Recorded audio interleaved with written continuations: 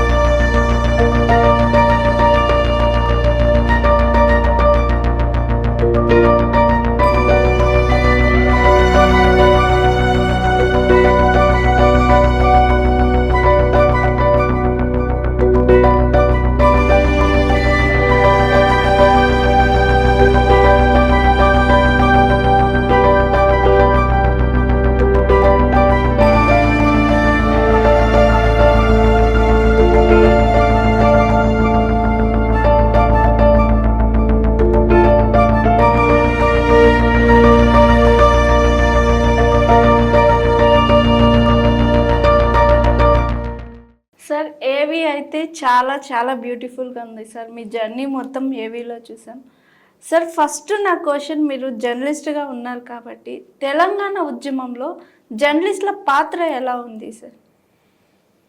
తెలంగాణ ఉద్యమం వాస్తవంగా మలి దశ పోరాటంలో కానీ తొలి దశ పోరాటంలో కానీ క్రియాశీలకంగా పనిచేసినటువంటిది జర్నలిస్టులు. 1969 తొలి దశ ఉద్యమంలో కానీ 1995-96 ప్రాంతంలో మొదలైనటువంటి మలిదశ పోరాటంలో కానీ జర్నలిస్టులు క్రియాశీలకంగా పాల్గొన్నారు. నాకు తెలిసి అప్పట్లో అందరూ కూడా చెప్పినటువంటి ఉద్యమం నడుస్తున్న టైంలో ఏంటంటే, అసలు ప్రపంచంలోనే ఒక ప్రాంతీయ అస్తిత్వం కోసం, ఒక రాజకీయ డిమాండ్ కోసం, అంటే ఒక ప్రత్యేక రాష్ట్రం అనేటటువంటి ఒక సామాజిక అంశం మీద ఒక జర్నలిస్టులు ఒక సమూహంగా, అంటే ఒక వ్యక్తులుగా పాల్గొనటం కాకుండా మొత్తం ఆ ప్రాంతంలోని మొత్తం జర్నలిస్టు సమూహం ఒక గొంతెత్తి నినదించినటువంటి ఉద్యమం ఏదైనా ఉంది అంటే తెలంగాణ ప్రత్యేక రాష్ట్ర సాధన ఉద్యమం. ఆ ఉద్యమంలో మొదటి నుంచి కూడా దానికి నాయకత్వం వహించింది తెలంగాణ జర్నలిస్టుల ఫోరం. ఆ జర్నలిస్టు ఫోరం నాయకుడిగా తెలంగాణ గడ్డ మీద ఉన్నటువంటి తెలంగాణ జర్నలిస్టులని తెలంగాణ ప్రజలు ఎలిగెత్తి చాటినటువంటి ఈ ప్రాంతం మీ పట్ల జరుగుతున్నటువంటి అణచివేత, వివక్షకు వ్యతిరేకంగా ఈ ప్రాంత ప్రజలు చేసినటువంటి పోరాటాన్ని ఎత్తిపట్టడమే కాకుండా ఆ పోరాటంలో మమేకమైన జర్నలిస్టు ఉద్యమానికి నాయకత్వం వహించడం కూడా నాకు నిజంగా కూడా చాలా గొప్ప, నా జీవితంలో ఒక గొప్ప అవకాశం. అందుకే మా తెలంగాణలో అలాంటి వాళ్లకు ఒకటి ఏంటంటే, మా జన్మ సార్థకత చేకూరింది. తెలంగాణ పోరాటంలో పాల్గొనటమే కాదు, పోరాడినటువంటి ఏ లక్ష్యం కోసం మీద పోరాడమో దాన్ని సాధించుకున్నాం, రాష్ట్రాన్ని సాధించుకున్నాం. ఎందుకంటే 69లో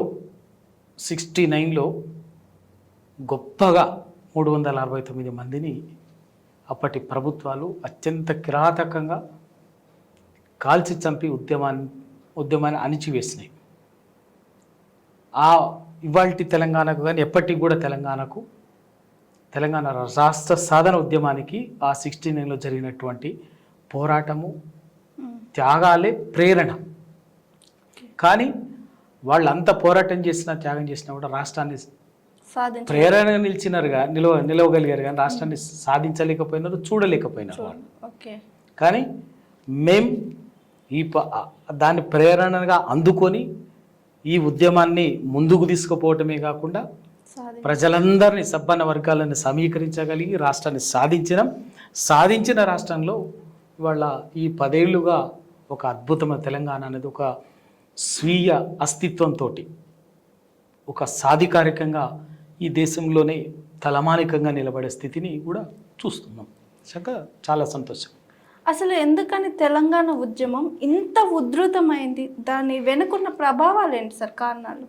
సింపుల్ ఒకటి, తెలంగాణ వాస్తవంగా ఇది ఒక సుదీర్ఘమైనటువంటి అంశం.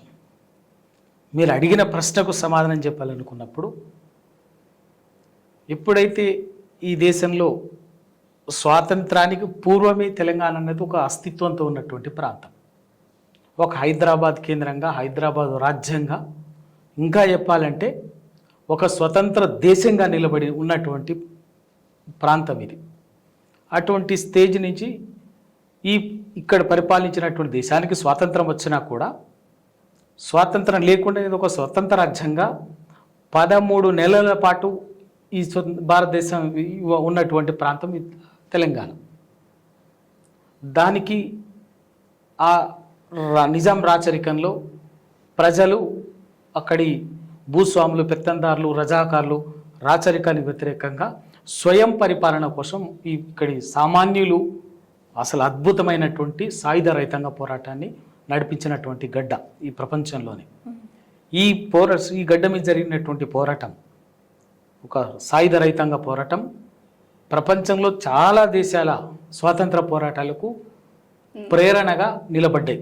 దక్షిణాఫ్రికా, నమీబియా లాంటి దేశాలకే ఒక స్వాతంత్ర పోరాటానికి ఇది ఒక తెలంగాణ సాయుధ రైతాంగ పోరాటం అనేది ఒక గొప్ప ప్రేరణగా ప్రేరణ ఇచ్చినటువంటి ఉద్యమం. తర్వాత క్రమంలో ఇది ఒక ప్రత్యేకంగా విలీనమైపోయింది భారతదేశంలో. విలీనమైన తర్వాత విలీనమైన రోజు నుంచి విలీన ప్రక్రియను మొదలుకొని ప్రతి సందర్భంలో తెలంగాణ పట్ల ఈ దేశంలోని పాలకులు, ఈ పాలక వర్గాలు, వాళ్ళ చుట్టూ ఉన్నటువంటి పెత్తందారి వర్గాలు, భూస్వామ్య వర్గాలు ఎప్పుడు కూడా తెలంగాణ ప్రజలని అణిచివేసేటటువంటి దుర్మార్గమైనటువంటి వివక్ష పట్ల, తెలంగాణ కల్చర్ సంస్కృతి పట్ల కానీ, తెలంగాణ చరిత్ర పట్ల కానీ, తెలంగాణ ప్రజల మొత్తం సమగ్రంగా తెలంగాణ ప్రజల జీవితం పట్లనే ఒక అణచివేత, వివక్షపూరితమైనటువంటి ధోరణిని అవలంబించారు. అయినప్పటికీ కూడా ఈ దేశంలో ఒక పౌరులుగా తెలంగాణ అనేది ఎప్పుడు కూడా ఈ దేశ రాజ్యాంగాన్ని, దేశాన్ని గౌరవిస్తూనే తమ అస్తిత్వం కోసం ఎప్పటికప్పుడు ఒక ప్రజాస్వామికంగా, రాజ్యాంగబద్ధంగానే పోరాడుతూ వచ్చింది. ఆ రోజు ఎప్పుడైతే 1956లో తెలంగాణను తీసుకుపోయి ఆంధ్రతో కలపాలన్నటువంటిది వచ్చిందో, ఆ రోజు ఇక్కడి బుద్ధిజీవులు వ్యతిరేకించారు, చాలా స్పష్టంగా వ్యతిరేకించారు. వద్దు అంటే వద్దు అని చెప్పినారు. ఆంధ్ర కల్చర్ పట్ల కానీ, ఆంధ్ర కల్చరు వేరు, తెలంగాణ కల్చర్ వేరు, భాష ఒకటైతే అయి ఉండొచ్చు కానీ ఏ రకంగా భావోద్వేగాల పరంగా కానీ, మరి ఇతర సాంస్కృతిక పరంగా కానీ, సామాజిక పరంగా కానీ ఎక్కడ కూడా ఈ రెండు ప్రాంతాల మధ్యన సంబంధం లేదు అనేటువంటిది చాలా స్పష్టంగా చెప్పి, ఇది భవిష్యత్తులో ఎప్పటికైనా ఈ రెండు రాష్ట్రాల మధ్యన అంతరాలకు దారితీస్తుంది తప్ప ఇదొక ప్రాంతంగా ఒక భావోద్వేగ సంబంధంతో, ఒక భాషా సంబంధంతో కలిసిపోయే ప్రాంతంగా, ఐక్యంగా ఉండదు అని చెప్పేసి తెలంగాణ బుద్ధిజీవులు ఆ రోజే వ్యతిరేకించారు. ఆ విషయాన్ని మొట్టమొదటి భాషా ప్రయుక్త రాష్ట్రాల కమిటీకి ఏర్పడినటువంటి ఫజల్ అలీ కమిషన్ కూడా అధికారికంగా చెప్పిండ్రు. ఫజల్ అలీ కమిషన్ కూడా అధికారికంగా అదే విషయాన్ని చెప్పినప్పటికీ కూడా అప్పటికే ఉన్నటువంటి తెలంగాణ సీమాంధ్ర పెత్తందారులు, పెద్ద మనుషులటువంటి ఒత్తిడికి అప్పటి తొలి ప్రధానమంత్రి నెహ్రూ గారు బలవంతంగా తెలంగాణని ఆంధ్ర ప్రాంతాన్ని రెండు కలిపి ఆంధ్రప్రదేశ్ని ఏర్పాటు చేశారు. ఏర్పాటు ప్రకటనలోనే ఆ రోజు చెప్పాడు, నిజామాబాద్లో జరిగినటువంటి పబ్లిక్ మీటింగ్లోనే జవహర్లాల్ నెహ్రూ గారు ఒక తొంటరి పిల్లగాడితోటి ఒక అమాయకపు ఆడపిల్లని కలిపి పెళ్లి చేస్తున్నాం. ఇది ఎప్పటికైనా ఉంటుందా ఉండదు, వీళ్ళిద్దరు ఎప్పుడు అనుకుంటే అప్పుడు విడిపోవచ్చు అనేటటువంటిది నెహ్రూ గారు స్వయంగా పబ్లిక్ మీటింగ్లో మాట్లాడారు. అంటే నెహ్రూ గారికి అప్పటికే స్పృహతోనే ఉన్నారు. ఏమని? తెలంగాణ పట్ల మనం మోసపూరితంగానే దౌర్జన్యపూరితంగానే తెలంగాణ ప్రజలని ఆంధ్ర వాళ్ళతో కలుపుతున్నాం అనేటువంటి భావన ఆయనకు ముందే ఉంది కాబట్టి ఆ మాట చెప్పిండు. అంటే కనీసం తెలంగాణ ప్రజల స్వేచ్ఛని, తెలంగాణ ప్రజల ఆలోచనని, తెలంగాణ ప్రజల బాధల్ని, తెలంగాణ ప్రజల పట్ల ఎప్పుడు కూడా కన్సర్న్డ్గా వ్యవహరించాలి పెద్ద మనుషులు. అది జరిగింది అన్నట్టుగానే ఏ పెద్ద మనుషుల ఒప్పందం పునాదుల మీదనైతే 1956లో తెలంగాణ రాష్ట్రం ఆంధ్రప్రదేశ్, ఉమ్మడి ఆంధ్రప్రదేశ్ ఏర్పడిన మరుక్షణం నుంచే ఇక్కడ ఏవైతే ఆ రోజు తెలంగాణ బుద్ధిజీవులు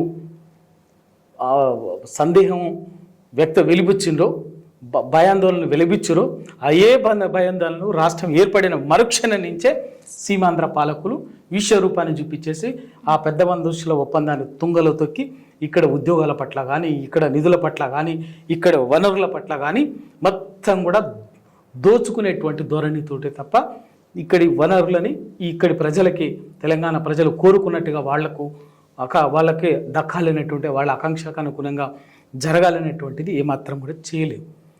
పైగా ఎప్పటికప్పుడు ఎక్కువ రాష్ట్ర సంఖ్యాపరంగా మెజార్టీ సీట్లు సీమాంధ్ర వాళ్ళకు ఉండే కాబట్టి ఆ సంఖ్యాబలంతో ఎప్పుడు కూడా తెలంగాణని తొక్కుకుంటా తెలంగాణ ప్రయోజనాలని నిర్ణయించ సాగునీటి రంగంలో కానీ. అందుకే ఆ రోజు ఈ ఘోష కారణం ఆ రోజే కదా. ఎప్పుడైతే ఉమ్మడి ఆంధ్రప్రదేశ్ ఏర్పడిన వెంటనే అప్పటికే ప్రతిపాదించినటువంటి ఇవాళ మహబూబ్నగర్, నల్లగొండ జిల్లా కృష్ణానది మీద ఉన్నటువంటి అప్పర్ కృష్ణ కానీ, ఇవాళ ఆల్మట్టి దగ్గర ఉన్నటువంటి ప్రాజెక్టు కానీ, అప్పర్ తుంగభద్ర కెనాల్ కానీ, తర్వాత ఇవాళ నాగార్జున సాగర్కు పైన కట్టాల్సినటువంటి నందికొండ ప్రాజెక్టు కానీ, వీటన్నిటిని కూడా ఏంటంటే ఎక్కడ కట్టాల్సినటువంటి వాటిని రద్దు చేసి తీసుకొచ్చి కింద కట్టడం వల్ల ఇవాళ నాగార్జున సాగర్ ఇవాళ అప్పటికి 30 కిలోమీటర్ల పైన కట్టాలి స్థలం, తీసుకొచ్చి కింద డౌన్లో 30 కిలోమీటర్ల కింద ఇవాళ ఉన్న ప్రాజెక్టు కట్టడం వల్ల సరిగ్గా ఏమైంది, తెలంగాణ అంతా ఎత్తు ప్రాంతం అయిపోయింది, ఆంధ్ర. అంటే దానివల్ల నిజంగా బిఫోర్ 1956 ముందు ఉన్నటువంటి 1956కు ముందు ప్రతిపాదించినటువంటి ఆల్మట్టి దగ్గర ప్రతిపాదించినటువంటి ప్రాజెక్టు కానీ 100 TMCలకు సంబంధించినటువంటి, తర్వాత అప్పర్ కృష్ణ ప్రాజెక్టు కానీ, తుంగభద్ర ప్రాజెక్టు కానీ యథావిధిగా ఎక్కడైతే అక్కడ ప్రతిపాదించిన ప్రాంతంలో 1956 కంటే ముందు ప్రతిపాదించిన ప్రాంతాలు ఉన్నాయో అదే విధంగా ఉండుంటే వాళ్ళ మహబూబ్నగర్ జిల్లా మొత్తం 60-70 సంవత్సరాల క్రితమే వాళ్ళ కోనసీమ ప్రాంతాన్ని మాదిరిగా బ్రహ్మాండంగా సస్యశ్యామలమై ఉండేది వరద కాలువలతోటి. అదే నందికొండ ప్రాజెక్ట్ ఎక్కడైతే ఇవాళ నాగార్జున సాగర్ కిందికి తీసుకుపోయి కట్టినారో ఒరిజినల్ ప్లేస్లో కట్టాల్సినటువంటి చోట ఏలేశ్వరం దగ్గర కట్టుండుంటే ఇవాళ నల్లగొండ జిల్లా మొత్తం వరద కాలువలతోటి ఇవాళ సస్యశ్యామలం. ఈ రెండు జిల్లాలు ఇవాళ తూర్పుగోదావరి, పశ్చిమ గోదావరి జిల్లాలను మించి 60-70 ఏళ్ల క్రితమే ఇవాళ అయ్యేటటువంటి అవకాశం ఉండేది. ఆ ప్రాజెక్టులను తీసుకుపోయి ఎప్పుడైతే ఉమ్మడిలో కలిసిందో కృష్ణానదిని మలుపుకపోవటం కోసం కిందికి తీసుకుపోవడం, స్థలాన్ని మార్చి ప్రతిపాదిత ప్రాజెక్టుల బదులు కొత్తగా ప్రతిపాదించడం వల్ల జరిగినటువంటి నష్టం ఏంటంటే ఇవాళ నల్లగొండ, మహబూబ్నగర్, ఉమ్మడి నల్గొండ, ఉమ్మడి మహబూబ్నగర్, గ్రామీణ రంగారెడ్డి ప్రాంతం ఇవాళ కరువు, శాశ్వత దుర్భిక్ష ప్రాంతాలుగా, ఒకటేమో వలసలకు కేరాఫ్గా మారింది, ఇంకొకటి ఫ్లోరైడ్కు కేరాఫ్గా మారింది.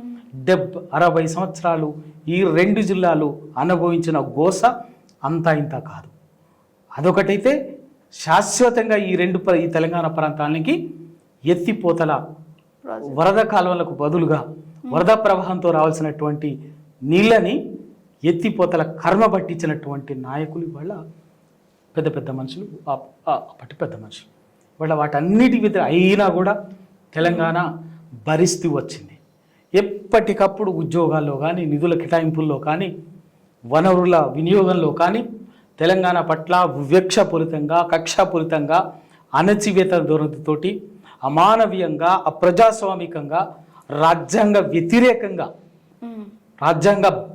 వ్యతిరేకంగా వ్యవహరించి తెలంగాణ అంటేనే ఇదొకటి ఒక కల్లోలిత ప్రాంతంలాగా మార్చినటువంటి దుర్మార్గమైనటువంటి పరిస్థితుల నుంచి తెలంగాణ ఎప్పటికప్పుడు ఎదురుస్తూనే తనను తాను నిలబెట్టుకోవడం కోసం ఎంచుకున్నటువంటి ఏకైక ప్రత్యామ్నాయంగా ప్రత్యేక రాష్ట్ర సాధన ఒక్కటే ఈ తెలంగాణకు శాశ్వత పరిష్కారం అని చెప్పేసి 69లోనే తెలంగాణ ప్రజలు నిర్ణయానికి వచ్చి అంత పెద్ద ఉద్యమాన్ని నడిపించినటువంటి వాళ్ళు. 69 369 మందిని కాల్చి చంపినారు, రక్తం పారించినారు తప్ప తెలంగాణనివ్వలే. అంతేకాదు అప్పుడు ఒక విద్యా సంవత్సరాన్ని కూడా 0 అకాడమిక్ ఇయర్గా చేసిండ్రు, అయినా కూడా తెలంగాణనివ్వలే. అణిచివేస్తున్నారు దుర్మార్గంగా. అయినప్పటికీ కూడా తెలంగాణ ప్రజలు నాయకత్వం కింద అయినా కూడా తెలంగాణ ప్రజలు అప్పుడు జరిగిన ఎంపీ పార్లమెంట్ ఎన్నికల్లో ఆ ఉద్యమం 69 ఉద్యమం తర్వాత వెంటనే 72లో జరిగినటువంటి పార్లమెంట్ ఎన్నికల్లో 12 మందిని గెలిపిస్తే కూడా 12 మంది ఎంపీలను గెలిపించి తెలంగాణ తప్ప ఈ తెలంగాణ ప్రాంతానికి తెలంగాణ ప్రత్యేక రాష్ట్రం తప్ప వేరే ఏ రాజకీయ ప్రత్యామ్నాయం కాదు అని చెప్పేసి తీర్పిచ్చినా కూడా దాన్ని కూడా గౌరవించలేదు ఆ రోజు ఆనాటి కేంద్ర ప్రభుత్వం. ఆ 12 మందిని కూడా తెలంగాణ ప్రజాసమితి తరఫున గెలిచినటువంటి 12 మంది ఎంపీలను కూడా లోబర్చుకొని ఉద్యమాన్ని విచ్ఛిన్నం చేసినారా తప్ప తెలంగాణ ప్రజల ఆకాంక్షలను గౌరవించి మన్నించి రాష్ట్రాన్ని ఏర్పాటు చేయలేదు. అయినప్పటికీ కూడా అప్పటి బుద్ధిజీవులు, రాజకీయ నాయకులు, స్వార్థపరులు తెలంగాణ ఉద్యమాన్ని తాకట్టు పెట్టి వాళ్ళ ప్రయోజనాల కోసం అమ్ముడు పోయినా కూడా తెలంగాణ బుద్ధిజీవులు, తెలంగాణ మట్టి మనుషులు ఎవరు కూడా ఆ ఉద్యమ ఆకాంక్షలు ఎన్నడూ వదులుకోలేదు. సందర్భం వచ్చినప్పుడల్లా ఈ తెలంగాణలో ఆ తెలంగాణ ఉద్యమ ఆకాంక్షలను వ్యక్తపరుస్తూనే ఉన్నారు. తెలంగాణ ఉద్యమ అవసరాలని, ఆకాంక్షల్ని నిలబెడుతూనే ఉండి 95, 96 తర్వాత మా తరానికి ఆ ఉద్యమ కాగడాన్ని, ఆ ఉద్యమ ఆరని జ్యోతిని అందించినటువంటి వాళ్ళు. దాన్నే మేము మాలాంటి వాళ్ళం కొనసాగించి మాకున్నటువంటి అప్పటి నుంచి ఇప్పటి వరకు కొనసాగించి 2001 ప్రాంతంలో 1లో కేసీఆర్ గారు ఒక మెయిన్ స్ట్రీమ్ పొలిటీషియన్ ఉన్నటువంటి కేసీఆర్ డిప్యూటీ స్పీకర్ పదవికి రాజీనామా చేసి ఆ ఉద్యమ కాగడాన్ని, ఆ ఉద్యమ ఎజెండాని అందుకొని తెలంగాణ రాష్ట్ర సాధన వరకు వెనుదిరగని నాయకుడుగా, రాజకీయ నాయకుడుగా నిలబడి దేశంలోని 39 పార్టీలని మెప్పించి ఎవరైనా ఒప్పుకోకపోతే తెలంగాణ పట్ల అంగీకారం లేకపోతే మెడలు వంచి తెలంగాణ రాష్ట్రాన్ని సాధించుకుని బిల్లు ప్రవేశపెట్టుకుని తెలంగాణ రాష్ట్రాన్ని సాధించిన నాయకుడు కేసీఆర్. దాంట్లో ఎవరికి ఏమైనా అభిప్రాయాలు ఉంటే ఉండవచ్చు కాక, చరిత్ర అనేది ఒకటి వాస్తవం ఉంటుంది. అది జరిగినటువంటిది వాస్తవం. కేవలం మా ఆకాంక్షల కోసం, మా నీళ్లు, మా ఉద్యోగాలు, మా నిధులు అన్నిటికీ మించి మా స్వయం పరిపాలన, మా ఆత్మగౌరవం కోసం, మా ఆత్మాభిమానం పునాదిగా స్వయం పరిపాలన ఎజెండాకు, స్వయం పరిపాలన కోసమే ఈ స్వీయ అస్తిత్వంతో జరిగినటువంటి ఉద్యమమే తెలంగాణ. దాన్ని ఖచ్చితంగా సాధించుకున్నాం. ఓకే సార్, అయితే తెలంగాణ పోరాటంలో మీరే చెప్పారు ప్రముఖ పాత్ర కేసీఆర్దే అని. బట్ అప్పట్లో కేసీఆర్ గారి మీద కూడా ఒక మాట వచ్చింది సార్, ఒక రూమరు, పదవి కోసమే ప్రత్యేక తెలంగాణ కోసం పోరాడుతున్నారు, అంటే ఆ స్టేట్ని ఏలాలని ఆయన చూస్తున్నారనే మాటలు కూడా విన్నాము. అది ఎంతవరకు కరెక్ట్ సార్? అంటే ఆయన ఫస్ట్ ఎస్సీని సీఎం చేస్తానని, మళ్ళీ ఆయనే ముఖ్యమంత్రి అవ్వడం, ఇలాంటివన్నీ చూస్తే ఎలా అనిపించింది సార్? ఇప్పుడు మీరు అన్న దాంట్లో తెలంగాణ కోసం ఎవరు ఏ రాజకీయ నాయకుడు ఎజెండా పట్టుకున్నా కూడా తెలంగాణ వ్యతిరేక శక్తులు, తెలంగాణ అంటే ఇష్టం లేనటువంటి వాళ్ళు, తెలంగాణ వ్యతిరేక శక్తులకు తొత్తులుగా బానిసలుగా ఉన్నటువంటి తెలంగాణ వాళ్ళు కూడా కొందరు ఉన్నారు. అటువంటి వాళ్ళు ఎప్పుడు మాట్లాడింది ఏంటంటే మీరన్న మాట, ఏదో పదవి కోసమో దానికోసమో దీనికోసమో అని. ఎందుకంటే తెలంగాణ అనేటటువంటి ఒక మహత్తరమైన ప్రజల ఆకాంక్షలకు ప్రతిరూపమైనటువంటి తెలంగాణ రాష్ట్ర సాధన ఎజెండా అనేది గొప్ప పవిత్రమైంది, మహత్తరమైంది. కానీ అది ఒప్పుకోలేక అది ఒక సంకల్ప బలంతో పట్టుకున్న నాయకుడు ఎవరు పట్టుకున్నా కూడా అడిగు ఒడ్డుకు చేరిస్తే మా పునాదులు కలుతాయి అన్నటువంటి ఉద్దేశంతో తెలంగాణ వ్యతిరేక శక్తులు ఎప్పుడు కూడా ఆ నాయకుడి వ్యక్తిత్వానికి కించపరిచేటటువంటి దుర్మార్గమైనటువంటి కుట్రలు పన్నిరు. అందులో భాగంగానే 72లో 69 ఉద్యమాలు ఇందాక చెప్పాను కదా, అదే కదా. 62లో జరిగినటువంటి ఉద్యమంలో 369ని కాల్చి చంపడం అనేది ప్రజాస్వామ్యమా? కాదు. కాల్చి చంపిన జీరో అకాడమిక్ చేసిన తెలంగాణ ప్రజలు వదులుకోలే కదా ఉద్యమాన్ని. తెలంగాణ ఆకాంక్షను వదులుకోలే కదా. సబ్సిక్వెంట్గా వెంటనే వచ్చినటువంటి ఎన్నికల్లో పార్లమెంట్ ఉద్యమాన్ని అత్యంత కిరాతకంగా అణచివేసి రక్తం బారించినా కూడా ప్రజలు భయపడకుండా మళ్ళీ ఇంకొక రూపంలో ఎన్నికలు రాగానే వెంటనే దాని ఆకాంక్షని చూపించారు. మీరు గౌరవించాలి. 72 ఏం చేశారు? గెలిచినటువంటి 12 మంది ఎంపీలని రాజకీయ నాయకత్వాన్ని లోబర్చుకున్నారే తప్ప ప్రజల ఆకాంక్షని కానీ ధర్మబద్ధమైనటువంటి న్యాయబద్ధమైనటువంటి ప్రజల డిమాండ్ని ప్రజాస్వామ్యబద్ధంగా రాజ్యాంగబద్ధంగా అంగీకరించాలనేటువంటి విజ్ఞత ప్రదర్శించాలి ఆనాటి ప్రధానమంత్రి కానీ ఆనాటి రాజకీయ నాయకత్వం కానీ, అది ఎవరైనా కావచ్చు. అందుకే ఆ బాధ మాకున్నది. ఆ రోజు నుంచి ఎప్పుడు సందర్భం వచ్చినా కూడా కేంద్ర నాయకత్వం చేసినటువంటి దుర్మార్గమైనటువంటి పని ఏంటంటే తెలంగాణ పట్ల అయితే రక్తం పారించడము, లేకపోతే నాయకత్వాన్ని చిందరవందర చేయటం, నాయకత్వాన్ని బలహీనపరిచి నాయకత్వాన్ని దెబ్బతీసేటటువంటి ప్రక్రియ చేసింది. అట్లనే కేసీఆర్ గారి విషయంలో కూడా కేసీఆర్ గారు కూడా ఒక బలమైన నాయకుడిగా రాజకీయ ఎజెండా ఎత్తుకున్నప్పుడు చేసిన పని ఏంటంటే ఆయన వ్యక్తిత్వాన్ని తక్కువ చేసి కించపరిచినట్టయితే ఒక ఆత్మస్థైర్యాన్ని దెబ్బతీసి లక్ష్య సాధన వైపు పోకుండా చేసినట్టయితే జెండాని ఎక్కడ వదిలేసిపోతాడో ఆగిపోతుందో అన్నటువంటి ఉద్దేశంతో చేసినటువంటి కుట్ర. కానీ కేసీఆర్ గారు వాటన్నిటినీ తట్టుకొని, ఇంకా అవే కాదు మీరు చెప్పినటువంటి ఆయన వ్యక్తిత్వ హననం ఒకటమే కాదు, రాజకీయంగా 2014 అదే కాంగ్రెస్ పార్టీ 2004లో కేసీఆర్ గారితో టీఆర్ఎస్ గారితో ఎన్నికల్లో పొత్తు పెట్టుకున్న తర్వాత ఇక్కడ రాష్ట్రంలో అధికారం ఉమ్మడి ప్రభుత్వాన్ని ఏర్పాటు చేసింది, కేంద్రంలో ఉమ్మడి ప్రభుత్వాన్ని ఏర్పాటు చేసినటువంటి కేంద్ర ప్రభుత్వం ఆ రోజు ఏం చెప్పింది? CMB కామన్ మినిమం ప్రోగ్రాంలో తెలంగాణ రాష్ట్ర ఏర్పాటుకు వెంటనే చేయాల్సినటువంటి చర్యలు చేస్తామని కామన్ మినిమం ప్రోగ్రాంలో చెప్పినా కూడా అంతా కూడా చేసి కూడా వెంటనే ఎప్పుడైతే ఇదంతా షెటిల్ డౌన్ అయిన తర్వాత చేసిన పని ఏంది? మిత్రధర్మాన్ని వదిలేసి టీఆర్ఎస్ పార్టీని బలహీనపరిచేటటువంటి కుట్ర చేసి 10 మంది ఎమ్మెల్యేలని కాంగ్రెస్ పార్టీలో చేర్చుకున్నారు. ఆ రోజు 2004-05లోనే వాళ్ళ పెద్ద శుద్ధపూస మాటలు పెద్ద మాటలు మాట్లాడుతున్నారు. ఆ రోజే కదా చేసిండ్రు. అయినా పార్టీని మొత్తం కంప్లీట్ పార్టీనే లేకుండా రాజకీయ అస్తిత్వం టీఆర్ఎస్ రాజకీయ అస్తిత్వాన్ని కథం చేస్తే తెలంగాణ అనేది నినాదం అనేది ఇంకా శాశ్వతంగా సమాజ్ చేయొచ్చు అనేటువంటిది భూస్థాపితం చేయొచ్చు తెలంగాణ డిమాండ్ అన్న ఉద్దేశంతో చేసినటువంటి కుట్రని 2006లోనే చాలా అద్భుతంగా ప్రయోగించారు. అయినా కూడా వాటన్నిటిని తట్టుకొని పడి లేచే కెరటంలాగా టీఆర్ఎస్ నిలబడింది. కేసీఆర్ గారు కూడా సందర్భం వచ్చినప్పుడల్లా ఎన్ని దెబ్బలు తిన్నా కూడా మళ్ళీ సందర్భోచితంగా నిటారుగా నిలబడి తెలంగాణ ఉద్యమాన్ని రాష్ట్ర సాధన వైపు నడిపించినటువంటి నాయకుడు. అంతే తప్ప ఇప్పటికి కూడా మాట్లాడుతున్నారుగా రాష్ట్రం బిల్లు పాస్ అయిన తర్వాత కూడా పాస్ అయ్యేంత వరకు అనేక ఏం జరిగినో మాకు తెలుసు అందరికీ. తెలంగాణ కాదు యావత్ భారతదేశం చూసినాక కూడా తెలంగాణ వచ్చినాక కూడా తెలంగాణని రాష్ట్రాన్ని విఫల రాష్ట్రంగా ఒక ఫెయిల్యూర్ స్టేట్గా మార్చాలనేటువంటి దుర్మార్గమైనటువంటి కుట్రను కూడా ఈ తెలంగాణ సమాజం చూసింది. ఈ తెలంగాణ విజ్ఞులు కళ్ళతో చూసినటువంటి వాళ్ళము.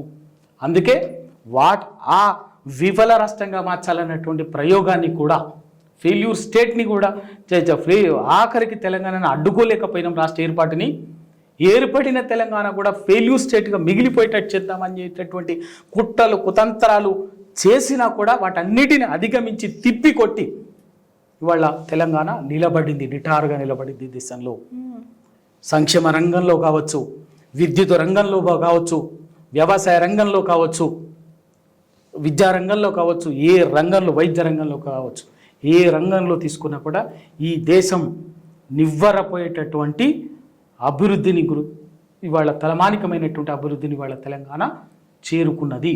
అది నిజం. ఈ 10 ఏళ్లలో అది అంగీకరించే విజ్ఞత లేక ఇవాళ ఒకనాడు తెలంగాణ వలసలతోటి తిండికి తనలాడినటువంటి, నేను ఫ్లోరైడ్ ప్రాంతం నుంచి వచ్చినటువంటి వాడిని, నేను పల్లె రవికుమార్గా ఈ ప్రపంచంలోనే అత్యధిక ఫ్లోరైడ్ పీడిత ప్రభావిత ప్రాంతమైనటువంటి మునుగోడు ప్రాంతం నుంచి వచ్చినటువంటి వాడిని నేను. ఇవాళ అక్కడ ఆ ప్రాంతంలో మంచి నీళ్ళు తాగడమే విషం తాగడంతో సమానం. అటువంటి ప్రాంతం నుంచి వచ్చినటువంటి వాళ్ళం. 50 ఏళ్ళు 60 ఏళ్ళు కనీసం పక్కనే కృష్ణానది పరుగులు తీస్తుంటుంది, కానీ మాకు సాగునీళ్ళు ఇయ్యలే, తాగునీళ్ళు ఇయ్యలే. ఆ గోసను అనుభవించినటువంటి వాళ్ళ అటువంటి నల్లగొండ జిల్లా తిండి గింజలేక కరువు కాటకాలు తల్లబడినటువంటి వాళ్ళ నల్లగొండ జిల్లా ఈ 10 సంవత్సరాల కాలంలో దేశంలోనే అత్యధిక వరిని పండించేటువంటి జిల్లాగా మారింది. అంటే ఈ దేశానికి అన్నం పెట్టేటటువంటి జిల్లాగా మారింది అంటే నల్లగొండ జిల్లా ఉమ్మడి అత్యధిక ఉత్పత్తినిస్తున్నటువంటి వరి ధాన్యాన్ని పండిస్తున్నటువంటి జిల్లా ఈ దేశంలోనే నల్లగొండ ఈ 10 ఏళ్లలో మారింది. ఎట్లా సాధ్యమైంది? ఎక్కడి నుంచి అయింది? వాళ్ళు మాట్లాడేటటువంటి వాళ్ళు దాన్ని విజ్ఞతతో ఆలోచించాలి. రాజకీయం కోసమో, రాజకీయ ప్రయోజనాల కోసమో, స్వార్థం కోసమో, ఎదుటి వాళ్ళ మీద బట్టగలిచి వేయటం కోసం మాట్లాడితే ఏమైనా మాట్లాడచ్చు. ఓ బాధ్యత లేని రాజకీయ మాటలు ఎన్నైనా మాట్లాడచ్చు. కానీ మొన్నటి వరకు 2014 వరకు ఇదే నల్లగొండ జిల్లా తిండి కోసం అల్లాడినటువంటి జిల్లా నల్లగొండ. ఇవాళ ఈ దేశంలోనే అత్యధికంగా వరిని పండిస్తున్నటువంటి ధాన్యంగా ఎట్లా సాధ్యమైంది? ఎట్లా మారింది? ఫ్లోరైడ్ నీళ్లు ఇదే ప్రపంచ ఆరోగ్య సంస్థ కదా నివేదికలు ఇచ్చింది. ఇంకొంతకాలం ఇదే పరిస్థితి కొనసాగితే ఇది మానవ నివాస రహిత ప్రాంతంగా మారుతుంది మునుగోడు అని వరల్డ్ హెల్త్ ఆర్గనైజేషన్, ప్రపంచ ఆరోగ్య సంస్థ నివేదిక ఇచ్చింది కదా. మరి ఇవాళ అక్కడ మునుగోడు ప్రాంతం పరిస్థితిని ఒకసారి చూడండి. అందుకే తెలంగాణ వచ్చిన వెంటనే తెలంగాణ రాష్ట్రంలో మిషన్ భగీరథ ఫ్లోరైడ్ అనేది ప్రతి ఇంటింటికి మంచినీళ్ళు, రక్షిత మంచినీళ్ళు ఇచ్చేటటువంటిది కార్యక్రమం ఇవాళ మునుగోడు చౌటుప్పల్లో మొదలైంది.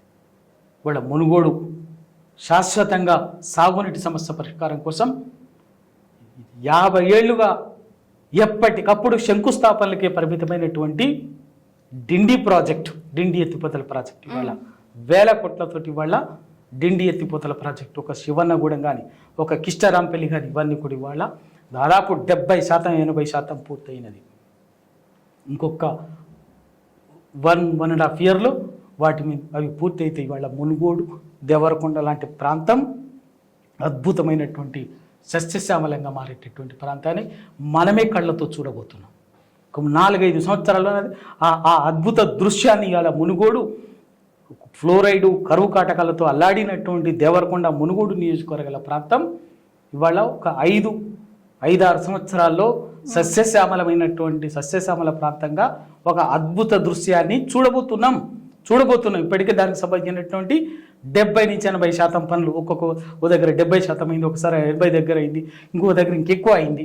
బట్ యావరేజ్గా 70 to 80% ఆ డిండి ఎత్తిపోతల ప్రాజెక్టు పనులు పూర్తి అయినటువంటిది ఉంది. ఇవన్నీ తెలంగాణ రాష్ట్రాన్ని సాధించుకున్నాం కాబట్టి సాధ్యమైంది. కేసీఆర్ అనేటువంటి నాయకుడికి ఒక సంకల్పం ఉన్నది. తెలంగాణ ప్రజల బాధల పట్ల, ఈతి బాధల పట్ల ఆయన ప్రత్యక్షంగా ఉద్యమ ప్రస్థానంలో వాటన్నిటిని కళ్ళారా చూసినటువంటి నాయకుడు కాబట్టి వాటిని రూపుమాపేందుకు, ఆ సమస్యలను రూపుమాపడానికి ఒక ప్రత్యక్ష కార్యాచరణతోటి ఒక చేసినటువంటి నాయకుడు కాబట్టి వాళ్ళ సాధ్యమైంది. ఓకే, అది వాస్తవం. సార్, మీ మాటల్లోని ఇప్పుడు డిండి ప్రాజెక్టు 70-80% పూర్తయిందని అన్నారు కదా సార్. మిగతా 20% అయినా ఇప్పుడున్న గవర్నమెంట్ పూర్తి చేస్తుందని నమ్మకం మీకుందా సార్? చేయాల్సిందే, చేయకుంటే వదిలిపెట్టేదేం లేదు. ఎందుకు అంటే వాళ్ళ ఒక్క డిండి అనే కాదు, పాలమూరు రంగారెడ్డి ఎత్తిపోతల ప్రాజెక్టు, ఉమ్మడి రంగారెడ్డి జిల్లా, ఉమ్మడి మహబూబ్ నగరు, రూరల్ రంగారెడ్డి జిల్లాలకు సంబంధించినటువంటి పాలమూరు రంగారెడ్డి, ఖచ్చితంగా అది పూర్తి చేయాల్సింది. అది కూడా 70% పూర్తి అయింది. అది పూర్తి చేయాల్సింది. నల్లగొండ దేవరకొండ మునుగోడుకు ఉద్దేశించినటువంటి డిండి ఎత్తిపోతల ప్రాజెక్టు, వాళ్ళ అందరం మాట్లాడుకుంటున్నటువంటి కాళేశ్వరం ప్రాజెక్టు ఇంకొక 10%, నాకు తెలిసి 10-15% అది ఆల్రెడీ ఉపయోగంలోకి వచ్చింది. ఇంకా మిగతా వరకు ఉంది కాబట్టి అది కూడా పూర్తి చేయాల్సిందే. ఇవి కనుక పూర్తి అయినట్టే తెలంగాణ అనేది అసలు దేశంలో వ్యవసాయ రంగంలో కానీ, వ్యవసాయ రంగంలో తెలంగాణతో పోటీ పడే శక్తి ఏ రాష్ట్రానికి ఉండదు. చేయాల్సిందే. వీళ్ళు ఇప్పుడు మేము ఆపేస్తాము అంటే ఇంకేదో చేస్తామంటే ఊరుకో. తెలంగాణ అనేది ఒక చైతన్యవంతమైనటువంటి సమాజం. తెలంగాణ ఇవాళ ఒక ప్రత్యేక పరిస్థితుల్లో కాంగ్రెస్ పార్టీకి ఒక అవకాశం వచ్చింది. ఆ అవకాశాన్ని ఉపయోగించుకొని కాంగ్రెస్ పార్టీ వాళ్ళ ప్రజలకు చేయాల్సినటువంటి పనులు, ఏ లక్ష్యం కోసమైతే తెలంగాణ ఉందో వాటిని పూర్తి చేయాలి. మీరు ప్రజలకి ఏం హామీ ఇచ్చిందో వాటిని పూర్తి చేయాల్సి. అవి ఏవి చేయకపోయినా కూడా మరీ ముఖ్యంగా సాగునీటి రంగంలో, విద్యుత్ రంగంలో, ఎందుకంటే ఇవి చాలా అత్యంత అవసరమైనటువంటి. ఉమ్మడి రాష్ట్రంలో చాలా తీవ్రమైన నిరాదరణకు, అణచివేతకి, దోపిడీకి, వివక్షకు గురైనటువంటిది ఏంటంటే సాగునీటి రంగం, తెలంగాణ సాగునీటి రంగం, తెలంగాణ విద్యుత్ రంగం. ఎందుకంటే తెలంగాణ ఎకానమీ అంతా కూడా అగ్రికల్చర్, రూరల్ బేస్డ్ ఎకానమీ కాబట్టి ఈ రెండు కూడా ప్రధానమైనటువంటి అంశాలు. కాబట్టి ఈ రెండు, వ్యవసాయము, సాగునీరు, విద్యుత్తు, ఈ రెండింటిని వేరు చేసే విషయాలు కాదు. ఈ రెండింటిని కనుక పూర్తి చేయకపోతే వదిలిపెట్టేదేం లేదు. సార్, అయితే ఈ తెలంగాణ పోరాటంలో ఇప్పుడు ముఖ్యమంత్రి అంటే కాంగ్రెస్ పార్టీ ముఖ్యమంత్రిగా ఉన్న రేవంత్ రెడ్డి గారి పాత్ర ఏంటి? దట్టు ఇప్పుడు తెలంగాణకి ముఖ్యమంత్రి అయినాక ఇంతవరకు అంటే ఫస్ట్ తెలంగాణ పోరాటం స్టార్ట్ అయింది జై తెలంగాణ అనే నినాదంతో. ఆ ఓడు వాడలేదు. బట్ ఈ తెలంగాణ పోరాటంలో ఈ కాంగ్రెస్ పార్టీలో చాలామంది తెలంగాణ నాయకులు కూడా ఉన్నారు. దీని మీద వాళ్ళు అసలు ఒక మాట కూడా అనలేదు. ఎలా చూడొచ్చు సార్ వీటినన్నిటిని?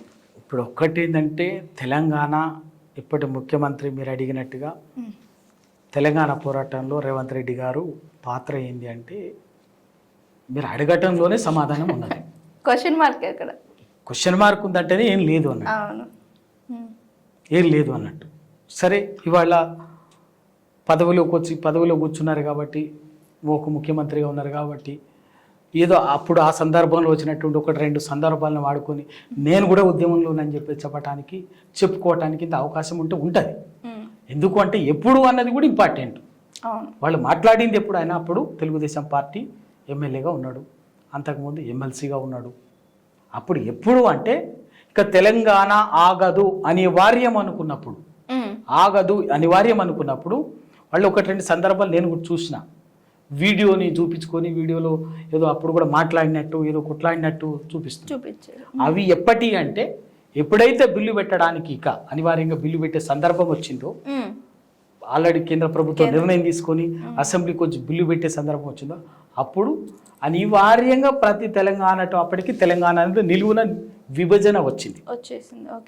ఏ పార్టీలో కూడా తెలంగాణ వ్యతిరేకించే పార్టీలో కూడా తెలంగాణ వాళ్ళు, తెలంగాణ వ్యతిరేకులు అనేటటువంటి విభజన వచ్చింది. అట్లాగే తెలుగుదేశం పార్టీలో కూడా కాంగ్రెస్ పార్టీలో అటువంటి విభజన వచ్చింది. జాతీయ పార్టీలుగా ఉన్నటువంటిది కాంగ్రెస్ పార్టీలో వచ్చింది, బీజేపీ పార్టీలో వచ్చింది, తెలుగుదేశం పార్టీలో కూడా వచ్చింది. ఆ వాతావరణాన్ని సృష్టించింది ఎవరు? తెలంగాణ ప్రజలు, తెలంగాణ ఉద్యమకారులు, రాజకీయ వేదికగా టీఆర్ఎస్ పార్టీ, కేసీఆర్ గారు, టీఆర్ఎస్ నాయకత్వం. ఆ అనివార్యత వచ్చినప్పుడు, ఎందుకు అంటే ఎప్పుడైతే 2009 నవంబర్ 29 కేసీఆర్ దీక్ష వరకు అది ప్రామాణికం. నిజంగా చెప్తున్నాను కదా, 2009 సంవత్సరం నవంబర్ 29వ తేదీ వరకు కేసీఆర్ దీక్ష వరకు తెలంగాణ కోసం మాట్లాడిన వాళ్ళు ఎవరు? ఆ తర్వాత ప్రజలు తరిమితే జై తెలంగాణ అన్నటువంటి వాళ్ళు ఎవరు? 2009 ఆ దీక్ష తర్వాత ప్రజలు రోడ్ల మీదకి వచ్చి కూర్చున్న తర్వాత మీరు మా ఎమ్మెల్యేలు కావచ్చు, మా ఎంపీలు కావచ్చు, మా పార్టీలు నాయకులు కావచ్చు, ఇవాళ మీరు ఈ తెలంగాణ అనకపోతే ఈ తెలంగాణ ఊర్లలో తిరగనిచ్చలేదు, ఈ తెలంగాణ గడ్డ మీద మీ రాజకీయమే అక్కర్లేదని చెప్పేసి తరిమినప్పుడు సందర్భోచితంగా ప్రజల ఆగ్రహాన్ని పసిగట్టినటువంటి వాళ్ళు. మనం జై తెలంగాణ అనకపోతే జనం ఉరికిస్తారు ఊళ్ళల నుంచి అని చెప్పేసి మాట్లాడే అయినా అటువంటి వాళ్ళు అప్పుడు తెలంగాణ అనేటువంటి వాళ్ళు వేరు. ఇప్పుడు రేవంత్ రెడ్డి గారు అప్పుడు కూడా కాదు ఇంకా అన్నది, ఆ సమయంలో కూడా అది జరుగుతున్న సమయంలో కూడా ఉద్యమకారుల మీదకే తుపాకీ పట్టుకొని పోయినటువంటి నాయకుడు ఆయన. ఓకే, రేవంత్ రెడ్డి గారు ఒక రేవంత్ రెడ్డి గారే కాదు, ఇంకా చాలామంది అటువంటి ఒక 4-5 నాయకులు ఉన్నారు. ఎందుకంటే వాళ్ళు ముఖ్యమంత్రిగా స్థానంలో ఉన్నటువంటి నాయకుడే కాబట్టి ఆ రోజు తెలంగాణ అన్న వాళ్ళ మీదకి స్వయంగా తుపాకీ పట్టుకొని తిరిగింటారు, మీకు తెలంగాణ కావాలా అని చెప్పినటువంటి నాయకుడు ఆయన. ఇక తెలంగాణ ప్రజలు అంటే ప్రేమ ఎక్కడ ఉంది, జై తెలంగాణ అంటే ఎక్కడుందో ఇక మీకు తెలియాలి, అది మాట్లాడేటటువంటి వాళ్ళకి తెలియాలి. అది జరిగింది. ఆ తర్వాత ఎప్పుడు అంటే ఇక తప్పదు అనుకున్నప్పుడు తెలంగాణను ఎవ్వడు ఆపలేడు, తెలంగాణ రాష్ట్ర ఏర్పాటును ఎవ్వడు ఆపే శక్తి ఎవరికి లేదు అనుకున్నప్పుడు బిల్లు వచ్చే సమయంలో అందరూ గొంతులు సవరించుకొని మాట్లాడినటువంటి వాళ్ళే అసెంబ్లీలో అక్కడ మాట్లాడినటువంటి వాళ్ళు. అప్పుడు ఏమైందంటే వాళ్ళిక ఒక రేపు భవిష్యత్తులో చరిత్రలో మేము ద్రోహులుగా ఉండకూడదు అంటే ద్రోహులుగా మేము మిగలొద్దు అనుకుంటే ఎక్కడో మనం మాట్లాడి దాన్ని భద్రపరచుకుంటే భవిష్యత్తులో సాక్ష్యంగా వాడుకోవచ్చు. నేను కూడా తెలంగాణ కోసం మాట్లాడినా, నేను కూడా తెలంగాణ కోసం కొట్లాడినా అని చెప్పేసి నిజంగా అట్లా అనుకుంటే మా లాంటి వాళ్ళకి సాక్ష్యం లేవు ఇప్పటికి. వాస్తవం అటువంటి వీడియోలు లేవు, అటువంటి ఫోటోలు లేవు, మాకు లేవు. కానీ మరి వాళ్ళ తెలంగాణ సమాజం మమ్మల్ని తెలంగాణ ఉద్యమ క్రమంలో మాలాంటి వాళ్ళని హీరోలుగా చూసింది. ఈ రోజుకు మాకు అదే గౌరవం, ఏ పదవులు కాదు మాకు. తెలంగాణ కోసం నిజాయితీగా నిబద్ధతతోటి కొట్లాడినందుకే వాళ్ళ తెలంగాణ సమాజం మమ్మల్ని హీరోలుగా చూస్తున్నది. అదే గౌరవం మాకు. తర్వాత మిగతా వస్తుంటే పోతుంటే మాకు దాని ముందు ఏదైనా తెలంగాణ కోసం కొట్లాడినమన్నటువంటి గౌరవం ముందు మిగతా ఏవైనా మాకు చిన్నవే. కానీ అటువంటి టైంలో వీళ్ళంతా కూడా ఏంటంటే ఎవరి పక్కన నిలబడ్డారు, ఎవరి పంచ నిలబడి పనిచేసిందన్నదే కదా, ఎవరి ప్రయోజనాల కోసం మీరు మాట్లాడిండ్రు అన్నదే నిజం కదా. మరి ఆ రోజు ఎవరి తెలియదా? ఇదే రేవంత్ రెడ్డి గారు చంద్రబాబు నాయుడు ప్రయోజనాల కోసం, తెలుగుదేశం పార్టీ ప్రయోజనాల కోసం, అంటే తెలంగాణ ప్రజల ప్రయోజనాల కంటే తెలుగుదేశం పార్టీ ప్రయోజనాలు ముఖ్యం, చంద్రబాబు నాయుడు ప్రయోజనం ముఖ్యం. అదే కదా, అది అందరికీ తెలిసినటువంటిది కదా. అది ఎప్పటిదాకా కొనసాగింది? తెలంగాణ వచ్చిన తర్వాత కూడా అందరం నోటుకు ఓటు కేసు అన్నది కూడా అదే కదా. ఒక ఎమ్మెల్సీని తెలంగాణ, ఎందుకంటే అప్పుడు వచ్చిన తెలంగాణలో విచ్ఛిన్నం చేసి సుస్థిరపరిచేందుకు జరిగినటువంటి ఒక రాజకీయ కుతంత్రంలో, రాజకీయ కుట్రలో ఆయన ప్రత్యక్షంగా దొరికిపోయినటువంటి వ్యక్తి. కళ్ళ ముందు తెలిసిందే కదా. మరి వీళ్ళు తెలంగాణ కోసం గుట్లాయినాము, తెలంగాణ ప్రయోజనాలు అని చెప్పేసి చెప్తే ఇంక అది తెలంగాణ సమాజమే అంత విజ్ఞత లేకుండా, అంత చైతన్యం లేకుండా గుడ్డిగా నమ్మే స్థితిలో లేదు. అట్లనే చాలామంది కాంగ్రెస్ నాయకులు కూడా, అప్పుడు కాంగ్రెస్ నాయకులు ఇంకా చెప్పాలంటే ఆ రోజు తెలంగాణ ఉద్యమంలో కాంగ్రెస్లో నిజాయితీగా పనిచేసినటువంటి కొందరు కూడా ఉన్నారు. ఓ మదియాస్కి లాంటి 2006లోనే ఒక నిజామాబాద్ ఎంపీగా ఉండి అప్పుడు స్వయంగా సొంత పార్టీ ముఖ్యమంత్రి అయినటువంటి వైఎస్ రాజశేఖర రెడ్డి గారు తెలంగాణకు వ్యతిరేకంగా అడ్డము నిలువు నేనే అని ఒక వికటాట్టహాసం చేస్తుంటే ఆయనకు మిగతా చాలామంది లాగులు దడిసి పెద్ద పెద్ద తీసుమార్కాలం అనేటోళ్ళు కాంగ్రెస్ పార్టీ నాయకులు లాగులు దడుపుకొని ఇంట్లో వంతే గట్టిగా నిలబడి కొట్లాడినటువంటి నాయకుడు మదియాస్కి. ఆ పార్టీ సొంత నాయకత్వం మీద ఎదురు నిలబడి తెలంగాణ కోసమని గట్టిగా నిలబడ్డటువంటి మదియాస్కి లాంటి నాయకుడు ఉన్నారు. అటువంటి ఉన్నారు ఖచ్చితంగా తెలంగాణ ఉద్యమంలో వాళ్ళని అటువంటి. అట్లా సందర్భం వచ్చినప్పుడల్లా, అవకాశం వచ్చినప్పుడల్లా కాంగ్రెస్ పార్టీ కూడా తెలంగాణ పట్ల ఎప్పుడు కూడా న్యాయంగా, ధర్మంగా వ్యవహరించలే. గత్యంతరం లేదు అనుకున్నప్పుడే తెలంగాణ ప్రజల నిర్ణయానికి తలొగ్గింది కాంగ్రెస్ అధిష్టానం, ఢిల్లీ అధిష్టానం. అట్లనే అనివార్యంగా తెలంగాణ ప్రజలు తెలంగాణ రాష్ట్రం ఇవ్వకపోతే మనకు తెలంగాణ గడ్డ మీద మనకు రాజకీయ మనుగడ లేదు అనుకున్నప్పుడే తెలంగాణ రాష్ట్ర నిర్ణయానికి తలొగ్గి రాష్ట్రం ఇవ్వాల్సి వచ్చింది తప్ప తెలంగాణ ప్రజలు ఇప్పుడు మాట్లాడుతున్నట్టుగా తెలంగాణ ప్రజలు మేము ఇచ్చినాం అంటే నిజంగా మాకు ఎంత పోరాటం చేసినా కూడా సోనియా గాంధీ తెలంగాణ పట్ల సానుకూలంగా ఉందనేటువంటి గౌరవం మాకు, ఒక ప్రేమ ఉంది. కానీ మీరు పదే తెలంగాణ ఇచ్చినాం అని చెప్పేసి మీరు మాట్లాడుతుంటే మేము కూడా అనాల్సి వస్తుంది. ఊరికే వేయలే మీరు. మా 1200 మంది ప్రాణాలని బలి తీసుకొని తెలంగాణ ఇచ్చిండ్రు. 69లో 369 మంది రక్తం బారించి తెలంగాణను అణిచివేసిరని చెప్పేసి మాట్లాడాల్సి వస్తుంది. 1956లో మమ్మల్ని అందరినీ వద్దని దౌర్జన్యంగా మమ్మల్ని ఆంధ్రోలతో కలిపినని ఇవాళ మేము మాట్లాడేస్తాం. ఆ ద్రోహం మీదే, ఈ ద్రోహం మీదే, ఏ ద్రోహం అని అప్పుడు మీ పట్ల, సోనియా గాంధీ గారి పట్ల ఉన్న చిన్న గౌరవాన్ని కూడా మీరు పదే పదే ఏదో బిచ్చమేసినట్టుగా తెలంగాణ అంటేనే, ఎస్ తెలంగాణ అంటే మా హక్కుగా రాజ్యాంగబద్ధంగా ఇక్కడి తెలంగాణ 4 కోట్ల ప్రజలం కొట్లాడి తెచ్చుకున్నాం తెలంగాణ. మీ భిక్ష కాదు, బరాబరుగా అనాల్సి వస్తుంది.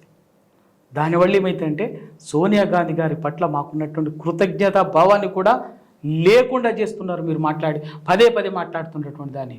అది కాంగ్రెస్ నాయకత్వము గ్రహించాలి. తెలంగాణ ప్రజలను కొట్లాడి తెచ్చుకున్నాం తెలంగాణ. 1200 మంది ఈ మలిదశ ఉద్యమంలో ప్రాణత్యాగాలైనాయి. తొలి దశలో 369 రక్త తర్పణ జరిగింది. ఆ రోజు కాల్చి చంపింది కాంగ్రెస్ ముఖ్యమంత్రి కాసు బ్రహ్మానంద రెడ్డి గారే కదా, కాదా? అబద్ధమా? మరి ఈ తెలంగాణలో ప్రతి సందర్భంలో ఏ ప్రజాస్వామిక ఉద్యమం వచ్చినా కూడా రక్తం భారించింది కాంగ్రెస్ పార్టీ. రక్తం భారించింది, ప్రజలు ఉసురు పోసుకున్నది సబ్బన్న వర్గాల ప్రజలు. ప్రతి ప్రజాస్వామిక ఉద్యమాన్ని, ప్రతి రాజ్యాంగబద్ధమైనటువంటి ఉద్యమాన్ని అణిచివేసి రక్తం భారించినటువంటిది కాంగ్రెస్ పార్టీ. మరి అది కూడా మాట్లాడాల్సి వస్తుంది. అందుకోసమే ఇచ్చింది సోనియా, మేమే ఇచ్చినాం అనేది తెలంగాణ ప్రజల ఆత్మగౌరవ పోరాటాన్ని, వేల మంది త్యాగాల్ని అవమానించినట్లయితుంది. ఆ హక్కు మీకు లేదు అన్నది వాళ్ళు గమనించాలి కాంగ్రెస్ పార్టీ. సార్, సందర్భం వచ్చింది కాబట్టి నేను ఈ క్వశ్చన్ అడుగుతున్నా. ఇప్పుడు తెలంగాణ ముఖ్యమంత్రిగా రేవంత్ రెడ్డి గారు ఉన్నా కూడా ఆయన వెనక నుండి నడిపిస్తుంది మాత్రం చంద్రబాబే అని రూమరే కాదు, అది నిజమని చాలామంది అంటున్నారు. బట్ ఈ క్వశ్చన్ నేను మిమ్మల్ని అని అడుగుతున్నానంటే, మీరు ఒక జర్నలిస్ట్ కదా, దీనికి కరెక్ట్ ఆన్సర్ మీరే చెప్తారు. ఎంతవరకు సాధ్యం సార్? ఇప్పుడు అది అందరికీ తెలిసిన సత్యం. రేవంత్ రెడ్డి గారు చంద్రబాబు నాయుడు తీర్చిదిద్దినటువంటి నాయకుడు. రేవంత్ రెడ్డి గారు కూడా ఇందాకే చెప్పాను నేను, చంద్రబాబు నాయుడు తెలుగుదేశం ప్రయోజనాల కోసం తన శక్తికి మించి పనిచేసినటువంటి నాయకుడు. దాంట్లో ఇంకేం లేదు. అది మనకు తెలంగాణ వచ్చేంత వరకు ఒక భాగం, ఒక ఎత్తు అయితే, తెలంగాణ వచ్చిన తర్వాత కూడా ఆ ఓటు సందర్భంలో ఒక ఎమ్మెల్సీ దగ్గరికి వెళ్ళి డబ్బులు ఇస్తూ చంద్రబాబు తరఫున చంద్రబాబుతోటే మాట్లాడించినటువంటి ఫోన్లో అది కూడా మొత్తంగా దొరికింది. ఇంకా అంతకంటే ఇంకా సాక్ష్యం ఏమన్నది. ఆ తర్వాత ఇక్కడ తెలంగాణలో 2016 తర్వాత, ఎప్పుడైతే ఓటుకు నోటు ఎపిసోడ్ తర్వాత తెలంగాణలో తెలుగుదేశం పార్టీ మనుగడ కొనసాగించడం కష్టము అని చంద్రబాబు నాయుడు గ్రహించిన తర్వాత ఇక చంద్రబాబు నాయుడు ఇక్కడ తెలుగుదేశం పార్టీని మినిమైజ్ చేసి కండెన్స్ చేయాలన్నటువంటి ఉద్దేశంతో జాగ్రత్తగా తన డెవలప్ చేసినటువంటి నాయకుడిని తన దీర్ఘకాలిక ప్రయోజనాల కోసం కాంగ్రెస్ పార్టీలో జాగ్రత్తగా వ్యూహాత్మకంగా ఎంట్రీ చేయించి ఇవాళ తెలంగాణలో వ్యూహాత్మకంగా అధికారం వచ్చేంత వరకు అడుగులు ఇప్పించినటువంటి నాయకుడు. ఎక్కడ అంటే మీకు రేవంత్ రెడ్డి అనే నాయకుడిని నిలబెట్టడం కోసం, కాంగ్రెస్ పార్టీని కాదు, రేవంత్ రెడ్డి గారిని కాంగ్రెస్ పార్టీలో సక్సెస్ఫుల్ లీడర్గా నిలబెట్టడం కోసం 2022 ఎన్నికల్లో, 23 అసెంబ్లీ సాధారణ ఎన్నికల్లో ఎంటైర్ తెలంగాణలో తెలుగుదేశం పార్టీ పోటీ చేయకుండా తెలుగుదేశం పార్టీని ఆత్మహత్య చేసుకునేటట్టుగా, సెల్ఫ్ సూసైడ్ చేసుకునేటటువంటి నాయకుడు, అంటే చంపేసినటువంటి నాయకుడు. తెలుగుదేశం పార్టీని తెలంగాణ లేకుంటే చంపేసి, పోటీలో పెట్టకుండా, పార్టీ మనుగడ లేకుండా. అంటే దాని అర్థం ఏంది? రేవంత్ రెడ్డి కోసం చంద్రబాబు నాయుడు ఎటువంటి దానికైనా సిద్ధపడతాడు. అది అనుకున్నట్టుగానే చంద్రబాబు నాయుడు లక్ష్యం నెరవేరింది, రేవంత్ రెడ్డి లక్ష్యం నెరవేరింది. చంద్రబాబు నాయుడు ఒక సపోర్టింగ్ స్టిక్గా, రేవంత్ రెడ్డి కూడా అలా ఒక మంచి అవకాశం తీసుకొని ఒక ముఖ్యమంత్రి స్థాయికి ఎదిగాడు. అంతే కదా. ఖచ్చితంగా చంద్రబాబు పెంచి పోషించినటువంటి నాయకుడు రేవంత్ రెడ్డి. దాంట్లో ఇవాళ అందరికీ తెలిసినటువంటి సత్యం అది కొందరు అంగీకరించకపోవచ్చు, దానికి ఏదో వాదన ఇంకోటి ఉండొచ్చు, బట్ అది మాత్రం వాస్తవం. ఓకే సార్, జూన్ 2 వచ్చేస్తుంది. మీరు తెలంగాణ సాధించి 10 ఏళ్ళు పూర్తవుతున్నాయి. అయితే ఇప్పుడు కాంగ్రెస్ గవర్నమెంట్ ఉంది, దశాబ్ది ఉత్సవాలు ఘనంగా జరుపుతున్నారు. అయితే తెలంగాణను తెచ్చింది కేసీఆర్ గారిని. ఆ వేడుకలకి కేసీఆర్ గారిని పిలుస్తున్నారా లేదా? పిలిస్తే కేసీఆర్ గారు వెళ్తారా లేదా? ఇప్పుడు ఒకటి దశాబ్ది ఉత్సవాలు అనేది ముందు వాళ్ళ ఎందుకు అంటే కాంగ్రెస్ ప్రభుత్వమే, రేవంత్ రెడ్డి గారి ప్రభుత్వమే దశాబ్ది ఉత్సవాలని మొక్కుబడిగా చేయదలుచుకున్నది. ఎందుకంటే చేయాలి కాబట్టి చేయటం, తప్పనిసరి చేయాలి కాబట్టి చేయటం. దానికి కూడా కారణం ఏంటంటే కేసీఆర్ గారు గత సంవత్సరమే దశాబ్ది ఉత్సవాలని ప్రారంభించి సంవత్సరం పాటు ప్రారంభించింది, మామూలుగా చేయలేదు. 21 రోజులు దశాబ్ది ఉత్సవాలని ఘనంగా ప్రపంచం వ్యాప్తంగా ఎక్కడ ఉన్నా కూడా, తెలంగాణ ప్రజలు ఎక్కడ ఉన్నా కూడా దాన్ని సెలబ్రేట్ చేసుకున్నట్టుగా భావోద్వేగ సంబంధాన్ని మళ్ళొక్కసారి ఉండేటట్టుగా ఇవాళ చేసుకున్నారు. కానీ కాంగ్రెస్ పార్టీ ఇవాళ అధికారంలో వచ్చిన తర్వాత నిజంగా కూడా దాన్ని ఇంకేం చేయాలి? కేసీఆర్ గారు ఆ రోజే ప్రారంభంగా వేడుకనే 21 రోజు చేసిండు. ఇవాళ మనకు అనుకోకుండా వచ్చినటువంటి అవకాశము ఇంతకంటే అద్భుతంగా చేయాలి అనేటువంటిది చేయాలి. కానీ దానికి కాంగ్రెస్ పార్టీకి అది ఆ ఆత్మీయ సంబంధం లేదు, తెలంగాణతో పేగుబంధం లేదు, రక్త సంబంధం లేదు, భావోద్వేగ సంబంధం లేదు. కాబట్టి అది దానికి చేయాలని నా భావన రాదు. అందుకే ఒక్కరోజుతోటి మొక్కుబడిగా చేసి మొక్కుబడిగా ముగించేసి ఏదో రాజకీయ అవసరం కోసం దాన్ని ఆ వేదికను వాడుకునేటటువంటిది తప్ప, మళ్ళీ ఒక్కసారి ఈ సందర్భంలో దశాబ్ది ఉత్సవాల సందర్భంగా తెలంగాణ ప్రజలందరినీ ఒక ఏకోన్ముఖంగా తీసుకొచ్చి ఒక భావోద్వేగాలతోటి మళ్ళీ తెలంగాణ ప్రపంచంలో ఎక్కడున్న ప్రతి తెలంగాణ వాడు నా తెలంగాణ వచ్చి 10 ఏళ్ళు అయిన సందర్భంగా నేను సంబరం చేసుకుంటున్నాను, ఎవరికి వాళ్ళు స్వచ్ఛందంగా దానిలో భాగస్వాములు అయ్యేటటువంటి ఒక పురికొల్పే వాతావరణాన్ని సృష్టించలేదు. దానికని స్వతహాగా వాళ్ళకి అది లేదు. ఆర్టిఫిషియల్ సంబంధం, రాజకీయ సంబంధం, అవసరానుగుణంగా వచ్చినటువంటి అవకాశం అంతే, సందర్భమే తప్ప వేరే కాదు. అందుకే ఇవాళ కేసీఆర్ గారు అధికారం లేకపోవచ్చు, ఇవాళ ముఖ్యమంత్రి కాకపోవచ్చు, ఎప్పటికీ కూడా మాకు తెలంగాణతో పేగుబంధం ఉంటుంది, రక్త సంబంధం లాంటిది, పేగుబంధం లాంటిది. ఎప్పటికీ అధికారంతో మాత్రమే వచ్చినటువంటిది కాదు. పేగుబంధం ఎక్కడి నుంచి వస్తుంది? పుట్టుకతో. ఎట్లా పోతుంది? చావుతో పోతుంది. అంటే పుట్టుకథ మొదలైనటువంటి ఆ బంధం తుది శ్వాస వరకు ఉంటుంది. వాళ్ళ అందుకోసమే అది ప్రభుత్వం చేయని పని వల్ల కేసీఆర్ గారు 3 రోజుల పాటు, సరే ప్రభుత్వం చేయకపోయినా మనం చేద్దామని చెప్పేసి మళ్ళొక్కసారి తెలంగాణ ఉద్యమ సందర్భంలో తెలంగాణ ప్రజలందరినీ కూడా ఉద్యమ పథం వైపు నడిపించడానికి ఏ విధంగానైతే ఒక భావోద్వేగాన్ని సంబంధంతో నడిపించాము. రేపు 1వ తారీఖున దశాబ్ది ఉత్సవాల సందర్భంగా జూన్ 1వ తారీఖున పబ్లిక్ గార్డెన్స్ నుంచి గన్ పార్క్ మీదుగా ట్యాంక్ బండ్ అమరవీరుల స్తూపం వరకు, మెమరీ వరకు, అమరజ్యోతి వరకు ఒక పెద్ద ఎత్తున కాగడ ప్రదర్శన, కోతి ప్రదర్శన ఒక బ్రహ్మాండంగా జరుపుతాం. 2వ రోజు 3 రోజుల పాటు ఉంటుంది. ఇంకా కూడా అవన్నీ కూడా కాదు, ఒకటే చెప్తాను. రేవంత్ రెడ్డి అనేటువంటి వ్యక్తి ముఖ్యమంత్రి, తెలంగాణ ముఖ్యమంత్రి, అనుకోకుండా అవకాశం వచ్చింది. అయినా కూడా ఈ రోజు వరకు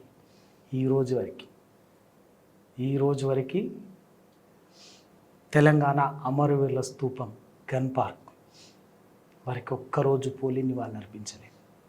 6 నెలలు అవుతుంది. ఒక్కనాడు జై తెలంగాణ లే. కడుపులో లేని నోటి నుంచి ఎక్కడ వస్తుందండి? రాదు కదా. గంతే. ఎందుకంటే ప్రతి తెలంగాణ ఉద్యమకారుడు, తెలంగాణతో ఆత్మీయ సంబంధం ఉన్నటువంటి, తెలంగాణని ఊపిరంతా బిగబట్టి మాట్లాడినటువంటి వాళ్ళం.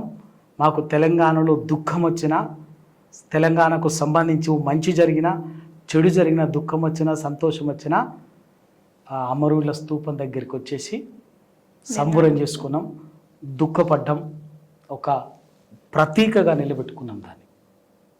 ఏ మంచి చెడు నష్టం జరిగినా తెలంగాణకు అక్కడే వేదికగా వాడుకున్నాం. తెలంగాణ రాష్ట్రం ఒక రాష్ట్ర సాధన ఉద్యమము ఒక అడుగు ముందుకు పోయినా అక్కడే దాన్ని వేదిక చేసుకున్నాం, నివాళులు అర్పించడం. ఎందుకంటే మాకు ప్రేరణ 1969లో తెలంగాణ కోసం రక్త తర్పణం చేసినటువంటి 369 మంది త్యాగాలే మాకు ప్రేరణ. ఆ త్యాగాలకు ప్రతీక గుర్తే అమరవీరుల స్తూపం, అసెంబ్లీ ఎదురు ఉన్నటువంటి గన్ పార్కులో ఉన్నటువంటి అమరవీరుల స్తూపం. ఈ రోజు వరకు ముఖ్యమంత్రి అయినాక ఈ రోజు వరకు ఒక్కసారి కూడా అక్కడ పోయింది వాళ్ళు అర్పించలేదు. మాకు వాళ్ళకి తేడా గది సింపుల్ వెరీ. రేపు జూన్ 2వ తారీఖున పోతాం. ఇంకా అది రాష్ట్ర దశాబ్ది ఉత్సవాలు కాబట్టి ఒక ముఖ్యమంత్రిగా, ఓ ప్రభుత్వ అధినేతగా తప్పనిసరిగా పోవాలి కాబట్టి తప్ప వేరే ఇంకేం లేదు. అది అక్కడి నుంచి కడుపులో నుంచి రావాలి ఆ ప్రేమ. లేదు కాబట్టి ఎక్కడి నుంచి వస్తుంది, పుట్టుక రాదు కదా. అది అందుకోసమే ఎప్పటికైనా తెలంగాణ అనేది మాకు ఆత్మీయ సంబంధం, రక్త సంబంధం ఉన్నది, పెగు సంబంధం ఉన్నది, పెగు బంధం ఉన్నది. అంటే నాకు క్వశ్చన్కి ఆన్సర్ అంటే కేసీఆర్ గారు కాంగ్రెస్ చేసే దశాబ్ది ఉత్సవాలకు పోతారా పోరా పిలిస్తే? అంటే బెట్టింగ్స్ కూడా జరుగుతున్నాయని విన్నాం సార్. దీని గురించి ప్రభుత్వం ఇప్పుడు మీరు నేను దాని గురించి ఊహాజనితమైనటువంటి ప్రశ్న వేసే కంటే కాంగ్రెస్ పార్టీ అంటే పార్టీ కాదు, ప్రభుత్వానికి నాయకత్వం వహిస్తున్నది కాంగ్రెస్ పార్టీ కాబట్టి కాంగ్రెస్ ప్రభుత్వం అంటాం, అంతేగాని కాంగ్రెస్ నాయకత్వంలో నడుస్తున్నట్టు రేవంత్ రెడ్డి గారి ప్రభుత్వం మీరు అన్నటువంటిది కేసీఆర్ గారికి ఆహ్వానిస్తే అప్పుడు దాన్ని ఏంది అన్నది అప్పుడు చెప్తాం. ఎందుకంటే అప్పటి వరకు ఇవన్నీ ఊహజన్ అంత విద్యని కూడా ఒక వార్త వైరల్ అవుతుంది. ఇట్లయితే ఊరికే కాదు కదా, కేసీఆర్ గారు లాంటి నాయకుడిని పిలిచారని చెప్పేసి అంటే ఏంటి, ఒక పద్ధతి ఉండదా, ఏముండదా? ఊరికేదో టీవీలోనో పేపర్లో లీక్లు ఇచ్చినట్టు వార్తలు రాపిస్తే కాదు కదా, దానికి ఒక పద్ధతి ఉంటుంది. మళ్ళీ ఇంకోటి కేసీఆర్ గారికి రొటీన్గా అది చెప్పొచ్చు రేపు సాక్ష్యంగా ప్రోటోకాల్లో నేను చెప్తున్నా, జిఏడి ప్రోటోకాల్ నుంచి రొటీన్గా ప్రతి ఎమ్మెల్యేకి, ప్రతి ఎంపీకి, ప్రతి ఎమ్మెల్సీకి, ప్రతి కార్పొరేషన్ చైర్మన్కి జిఏడి నుంచి ప్రోటోకాల్గా ఇన్విటేషన్ పోతుంది. దాన్ని సాంకేతికంగా పిలవడం అంటే సాంకేతిక అంశమే.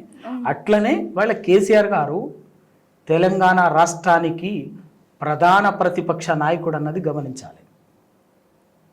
ముఖ్యమంత్రి గారు అధికార పక్ష నాయకుడైతే, రేవంత్ రెడ్డి గారు అధికార పక్ష నాయకుడైతే, కేసీఆర్ గారు ప్రధాన ప్రతిపక్ష నాయకుడు. అధికారికంగా రొటీన్గా ఓ ఇన్విటేషన్ పోతుంది, దాన్ని పిలవడము, మేము అది ఆయనకి ఇన్విటేషన్ పంపించడము, రాలేదు అంటే ఇంకా వాళ్లకు మాట్లాడేటటువంటి వాళ్లకు, దాన్ని వాదించేటటువంటి వాళ్లకు ఎవరికో ఆ విజ్ఞత వాళ్లకు సంబంధించిన ఓ పద్ధతి ఉంటుంది, ఒక స్థాయి. కేసీఆర్ అనేటటువంటి ఇవాళ ముఖ్యమంత్రి కాకపోవచ్చు, కేసీఆర్ ఈజ్ కేసీఆర్, అంతే. కేసీఆర్ ఈజ్ కేసీఆర్. నా ఉద్దేశంలో ఇవాళ కదా ఎప్పుడు అయిపోయినా, కేసీఆర్ అనే పేరు ముందు ముఖ్యమంత్రి పదవి చిన్నది, ముఖ్యమంత్రి పదవి చిన్నది, కేసీఆర్ అనే పదవి ఉంది. కేసీఆర్ ఈ తెలంగాణ సాధ్యం కాదనుకున్నటువంటి తెలంగాణని 70 ఏళ్ళు తమ వికృత చేష్టలతోటి, దుర్మార్గాలతోటి అణిచివేసినటువంటి ఎన్నో కుట్రలు కుతంత్రాలు పన్ని తెలంగాణ రాకుండా ఎన్నో జరిగినటువంటి అన్నిటినీ చిత్తులు చేసి, ఎత్తులనన్నిటినీ చిత్తులు చేసి తెలంగాణ రాష్ట్రాన్ని సాధించినటువంటి నాయకుడు కేసీఆర్. అంత గొప్ప దాని ముందు, కేసీఆర్ అనే పేరు ముందు సీఎం అన్నది చిన్నది. ఎప్పటికీ కేసీఆర్ అనే పేరు ముందు సీఎం అనే పదవి చిన్నది, అధికారులు ఉంటూ ఉండొచ్చు కాక. కేసీఆర్ అనేది చరిత్ర ఎప్పటికీ. కేసీఆర్ అంటే ఇవాళ కొన్ని కోట్ల మందికి ఇప్పటికీ భవిష్యత్ తరాలకు కూడా కేసీఆర్ అనేది ఒక ప్రేరణ, ఒక స్ఫూర్తి అంతే తప్ప ఇంకా ఇక అటువంటి వ్యక్తిత్వాన్ని ఒక టవరింగ్ పర్సనాలిటీని ఏ విధంగా గౌరవించాలో ఏ విధంగా ఆహ్వానించే పద్ధతి అనేది ఒకటి ఉంటుంది. ఆ పద్ధతి పాటించకుండా ఒక సాధారణంగా ఎవరికైనా, ఎందుకంటే పిలిచినాం అంటే మీరు అన్నాడు నాకు ఎందుకంటే నాకు అది కారణం చెప్పవచ్చు. అదే కనుక అయితే ఎవరికైనా వస్తుంది. నేను చైర్మన్ ఉన్నప్పుడు నాకు కూడా ప్రతి ప్రభుత్వానికి సంబంధించిన అధికారిక కార్యం ఉంది. నాకు ఇన్విటేషన్ వస్తుంది, నాకు కార్ పాస్ వస్తుంది, నాకు ఇంటికే వస్తుంది. ఇంటికి కానీ ఆఫీస్కి కానీ గవర్నమెంట్ హ్యాపీగా ఒక మనిషి వచ్చి ప్రోటోకాల్ నుంచి వచ్చేసి ఇచ్చిపోతారు. దాన్ని పిలవడం అన్నారు. మాలాంటి వాళ్ళకి అది గొప్ప గౌరవం. ముఖ్యమంత్రి కేసీఆర్ లాంటి స్థాయి టవరింగ్ పర్సనాలిటీకి దాన్ని ఆహ్వానించినట్టు అనుకోరు. అది ఎవరైనా వాదిస్తే వాళ్ళ మూర్ఖత్వము, వాళ్ళ విజ్ఞత గక్కడి అర్థమవుతుంది. ఓకే సార్, కాంగ్రెస్ ప్రభుత్వం గెలిచింది 6 నెలలు అవుతుంది సార్. ఈ ప్రభుత్వ పాలన ఎలా ఉంది సార్? రేవంత్ రెడ్డి పాలన ఏముంటుందండి? ఇప్పుడు 6 నెలల ప్రభుత్వం వాళ్ళు 420 హామీలు ఇచ్చారు. అందులో 6 హామీలు అనే పేరు మీద ప్రముఖంగా పాపులిస్టిక్గా 6 గ్యారంటీలు అని చెప్పేసి వచ్చింది. కానీ ఒరిజినల్గా అయితే 420 గ్యారంటీస్ చెప్పిండ్రు. వేరియస్ యూత్ డిక్లరేషనే కావచ్చు, ఉమెన్ డిక్లరేషనే కావచ్చు, బీసీ డిక్లరేషన్ కావచ్చు, మైనారిటీ డిక్లరేషన్ కావచ్చు, ఆదివాసీ డిక్లరేషన్ కావచ్చు, దళిత డిక్లరేషన్ కావచ్చు, రైతు డిక్లరేషన్ కావచ్చు, ఇవన్నీ అట్లా 400 హామీలు ఏవి నెరవేర్చకపోగా వచ్చినటువంటి రోజు నుంచే మరుసటి రోజు నుంచి చేసిన పని ఏంటంటే ప్రతిదీ రాజకీయ కక్షపూరితమైనటువంటి పనులతోటి చేస్తున్నారు. అది తప్ప అంతకు మించి ఇంకేమీ లేదు. ఎందుకంటే వాళ్ళు చేయలేక ఎంతసేపు డైవర్షన్ టాక్టిక్స్, డైవర్షన్ కుట్రలతోటే రాజకీయాలు చేయాలనుకుంటున్నారు తప్ప ప్రజలకు ఇచ్చిన హామీలను నెరవేర్చి మనకు వచ్చినటువంటి ప్రజలు కట్టబెట్టినటువంటి అధికారానికి సార్థకత చేకూర్దామనేటువంటి ప్రయత్నము వీసమెత్తి కూడా కనిపించట్లేదు. చేస్తారని నమ్మకం కూడా లేదు. మెయిన్ ఇంకేం లేదు. రైతు బంధు, రైతు రుణమాఫీ, ప్రతి ఉన్నాయి కదా, ధాన్యం కొనుగోలు, ఇవన్నీ కూడా అయిపోయినాయి కదా. కేవలం ఏంటంటే మోసపూరిత మాటలతోటి అధికారంలోకి వచ్చిండ్రు. అవి నెరవేర్చే స్థితి లేదు కాబట్టి మళ్ళీ ఎంతసేపు కేసీఆర్ ఈ 10 ఏళ్లలో చేసినటువంటి దాని మీద బూద జల్లే ప్రయత్నం చేస్తుంది. మన రాంకి మాట్లాడారు, కాళేశ్వరం మేడిగడ్డ ఇంకా అయిపోయింది, 1,00,000 కోట్లు సముద్రంలో పాల్సింది. మెల్లగా వాస్తవం మీద తెలుస్తుంది కదా. మేడిగడ్డ ఏంది, కాళేశ్వరం ఏంది, కథ ఏంది, ఇదండి. ఇంకొక 6 నెలలు ఓపిక పడితే, సంవత్సరం ఓపిక పడితే కాళేశ్వరము గొప్పతనం ఏందో ఒక్క తెలంగాణ కాదు భారతదేశం అంతా కూడా అర్థం చేసుకున్న సమయం వస్తుంది. అంతవరకు అయితే చెప్పగలను. ఓకే సార్, నాకు బాగా ఇంట్రెస్ట్ అనిపించిన ట్వీట్ సార్ కేటీఆర్ గారిది, బడే బాయ్ చోటా బాయ్. ఈ బడే బాయ్ చోటా బాయ్ మధ్య సంబంధాలు ఏంటి సార్? అంటే రేవంత్ రెడ్డికి మోడీకి మధ్య సంబంధం ఏముంది సార్? ఇప్పుడు అందరికి తెలిసింది, అందరు కూడా ఎందుకు అంటే రేవంత్ రెడ్డి గారు అనుకోకుండా అవకాశం వచ్చింది, ముఖ్యమంత్రి అయింది. ముఖ్యమంత్రి అయిన మరుసటి రోజు నుంచి అందరూ ప్రముఖంగా మాట్లాడుతున్నది ఏంటి? సొంత పార్టీ వాళ్ళు కావచ్చు, మిగతా వాళ్ళు కావచ్చు, మిగతా వాళ్ళు ఏం మాట్లాడుతున్నారు? రేపు ఈ పార్లమెంట్ ఎన్నికలు అయిపోయిన తర్వాత అటు పక్కన హిమాచల్ ప్రదేశ్, ఒక పక్కన కర్ణాటక, ఆ తర్వాత తెలంగాణలో బీజేపీ అనేది కాంగ్రెస్ పార్టీని అధికారంలో బతకనీయదు అనేది అందరూ మాట్లాడుతున్నారు. అది ఇక్కడ గెలిచింది కూడా ఒక చిన్న స్వల్ప మెజార్టీతోటి. 60 మ్యాజిక్ ఫిగర్ అయితే గెలిచింది ఎంత అంటే 61 మ్యాజిక్ ఫిగర్ అయితే గెలిచింది ఎంత అంటే 64. సరే, మిత్రపక్షంగా సిపిఐ ఒకటి ఉన్నది కదా, 64లో ఏమన్నా అటు అయిందంటే 4-5 అటెండ్ అయిందంటే, ఎందుకు అంటే అంతకుముందే ప్రభుత్వం రాకముందే ఇదే కోమటిరెడ్డి వెంకటరెడ్డి గారు ఒక మాట అన్నారు, మాకు 60కి మించి ఒక్క సీటు తక్కువ వచ్చినా కూడా మా ప్రభుత్వం నిలబడదు, మేము ప్రభుత్వం ఏర్పాటు చేయలేము అని చెప్పి, మేము ప్రభుత్వాన్ని ఏర్పాటు చేయలేము అని చెప్పింది. అంటే సేమ్ సూత్రం ఇప్పుడు వర్తిస్తుంది కదా. ఓ 4 అటు అయిందంటే 60కి తగ్గిందంటే ఆ ప్రభుత్వాన్ని నిలబడదు అని చెప్పేసి. మళ్ళీ కాంగ్రెస్ చరిత్ర కూడా ఉంది కదా.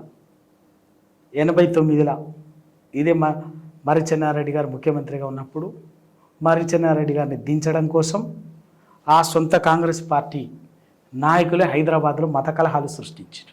అది చరిత్ర ఇవాళ ఎవరు సృష్టించారు. నెదురుమిల్లి జనార్దన్ రెడ్డిని తెచ్చారు.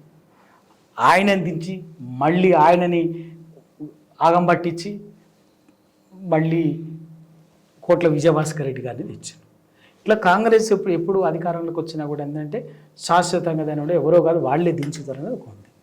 దానికి తోడు ఇప్పుడు దేశంలో బీజేపీ పార్టీ కూడా ఏం చేస్తున్నదంటే తమకు వ్యతిరేకమైనటువంటి పార్టీలు ఎవరు రాష్ట్రాల్లో ఉన్నా కూడా వాళ్ళని అస్థిరపరిచి ఆగం పట్టించే పని ఇప్పుడు దేశవ్యాప్తంగా చూస్తూనే ఉన్నాం.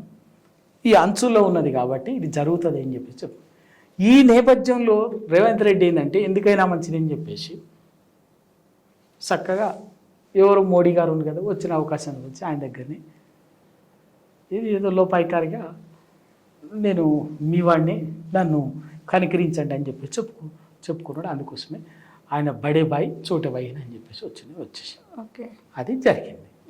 అది దాంతో ఎందుకు అంటే అంతకుముందే ఆ మాట అనే కంటే ముందు ఎక్కడంటే మోడీ గారు మన తెలంగాణ పర్యటనకు వచ్చినప్పుడు వేదికలో సభ మీదని డైరెక్ట్ ఆయన ముందే మాట్లాడి అంతకంటే 15 రోజుల ముందే ఇదే రేవంత్ రెడ్డి గారు మాట్లాడిన మాట ఏంటంటే అదే మోడీ మీద గుజరాత్ అని మిగతాకి సంబంధించినటువంటి సందర్భాలు దానికి మించి మోడీకి సంబంధించి మాట్లాడింది. ఆయన మాట్లాడిన మాటలనే 15 రోజుల తర్వాత మోడీ సమక్షంలో మాట్లాడింది అంటే మా గుజరాత్ మోడలు మాకు ఆదర్శము, మీరు గుజరాత్ లాగా మా తెలంగాణను అభివృద్ధి చేసుకోవటం కోసం మాకు సహకరించాలి బడే బాయ్ అని చెప్పేసి మాట్లాడి ఆయన అనుకున్నట్టుగానే సీక్వెన్స్గా ఆ తర్వాత కాంగ్రెస్ ఇక్కడ తెలంగాణ ప్రభుత్వం ఏది అడిగినా కూడా అంతకుముందు సంవత్సరాలు ఏది పెండింగ్లో పెట్టినటువంటి కాంగ్రెస్ ఢిల్లీ నరేంద్ర మోడీ ప్రభుత్వం వెంటనే ఈయన అడిగిన వెంటనే ఆ తర్వాత బడే బాయ్ చోటే బాయ్ అని మాట్లాడిన తర్వాత ఆయన టకా ఈయన అనుకున్నట్టుగా జరగడం అనేది దానికి ఊతం ఇచ్చింది. ఓకే, కాబట్టి ఈయన రేపు ఏదైనా సంక్షోభం వస్తే ఆటోమేటిక్గా బీజేపీలోకి పోతాడు, బీజేపీ పోయి తనను తాను కాపాడుకుంటాడు రేవంత్ రెడ్డి గారు అన్నదే దాని ఉద్దేశం. ఓకే, అందుకోసమే అది అందరు నమ్ముతున్నారు కూడా. అది ఏం జరుగుతుంది అన్నది మనం చూస్తాం, బట్ ఇప్పటికైతే నమ్ముతున్నారు అందరు. సార్, తెలంగాణ వచ్చిన తర్వాత మీకంటూ ఎందుకని సార్ లేటుగా పదవి ఇచ్చారు?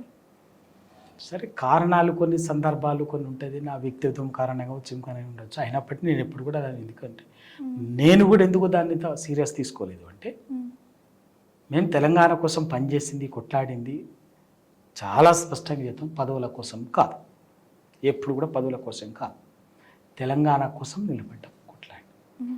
మేమెప్పుడు పదవులు మావి ఎప్పుడు అనుకున్నామంటే తెలంగాణ వచ్చిన తర్వాత పదవుల కోసం అనుకున్నాం. వచ్చిన తెలంగాణలో కూడా రాజకీయ సమీకరణలు అయితే మాకు ఒకళ్ళు వెనక ముందు అయినా కూడా మేము అంతగా ఇబ్బంది పడలే మిగతా రాజకీయ నాయకుల్లాగానే. ఎందుకంటే బేసికల్గానే నేను పూర్తి స్థాయి రాజకీయ నాయకుని కాదు, నేను జర్నలిస్ట్ని, ఉద్యమకారిని, తెలంగాణ కోసం పిచ్చిగా పనిచేసేటటువంటి వాళ్ళం. మాకు కొంత కుటుంబ నేపథ్యం, మాకు కొంత ఒక విలువలు కొత్త వ్యవహారంతో ఉన్నటువంటి వాళ్ళం. కాబట్టి అదే విలువలతోటి నేను ఉండదలుచుకున్నాను. ఎప్పుడైతే నాకు కొంత మనసుకు నొచ్చుకునే సందర్భం వచ్చింది అనుకోండి, అప్పుడు మాత్రమే నేను నిర్ణయం తీసుకుని తప్ప నేను పదవుల కోసం ఎప్పుడు కూడా నేను నిర్ణయం తీసుకోను కూడా, ఇప్పుడు కాదు ఇంకెప్పటికి కూడా. ఇప్పటికి నాకు అట్లా అనుకుంటే నాకు ఇప్పుడు మొన్న కూడా పార్లమెంటు పట్టభద్రుల MLC parliament Bhuvanagiri parliament seat చర్చ జరిగింది, ఇవ్వలేదు, అవకాశం రాలేదు. మొన్న లేటెస్ట్గా నల్గొండ, వరంగల్, ఖమ్మం పట్టభద్రుల ఎమ్మెల్సీలో బలంగా నా అభ్యర్థిత్వానికి సంబంధించినటువంటి పరిశీలన జరిగింది, అవకాశం రాలేదు. అంత మాత్రం నాకేం, ఎందుకంటే పార్టీకి ఉండేటువంటి కొన్ని పరిస్థితులు కూడా ఉంటాయి, ఈక్వేషన్ సమీకరణలు ఇప్పుడున్నటువంటి పరిస్థితుల్లో ఉంటుంది, అంతే తప్ప నేను దాని గురించి అట్లా కొంత ఆలస్యమైంది, రకరకాల కారణాలతోటి అయ్యింది, ఈక్వేషన్స్ కావచ్చు, ఇంకా నేనున్న పరిస్థితులు కావచ్చు, అంతే తప్ప వేరేకేమి దానికి. ఓకే, మీకు ఇచ్చిన పదవి ఎంతవరకు మీకు సంతృప్తినిచ్చింది? ఆ పదవి ద్వారా అంటే కళ్ళు గీత కార్మికులకు ఎలాంటి లాభాలు చేకూర్చేలా మీరు ప్రేరణ చేశారు సార్? నేను చైర్మన్గా తీసుకోవటమే కల్లుగీత కార్పొరేషన్ అనేది నేను ఎంచుకొని తీసుకున్నాను. వాస్తవంగా కేసీఆర్ గారు నాకు అంతకంటే మంచి కార్పొరేషన్ ఇవ్వడానికి చెప్పాను. నేను ఉద్దేశపూర్వకంగానే కల్లుగీత కార్పొరేషన్ తీసుకున్నాను. చిన్న కార్పొరేషన్, వాస్తవంగా చిన్న కార్పొరేషన్. నాకున్న ఎక్స్పోజర్కు నేను కమ్యూనిటీ లీడర్ని కాదు, కులం నాయకుని కాదు.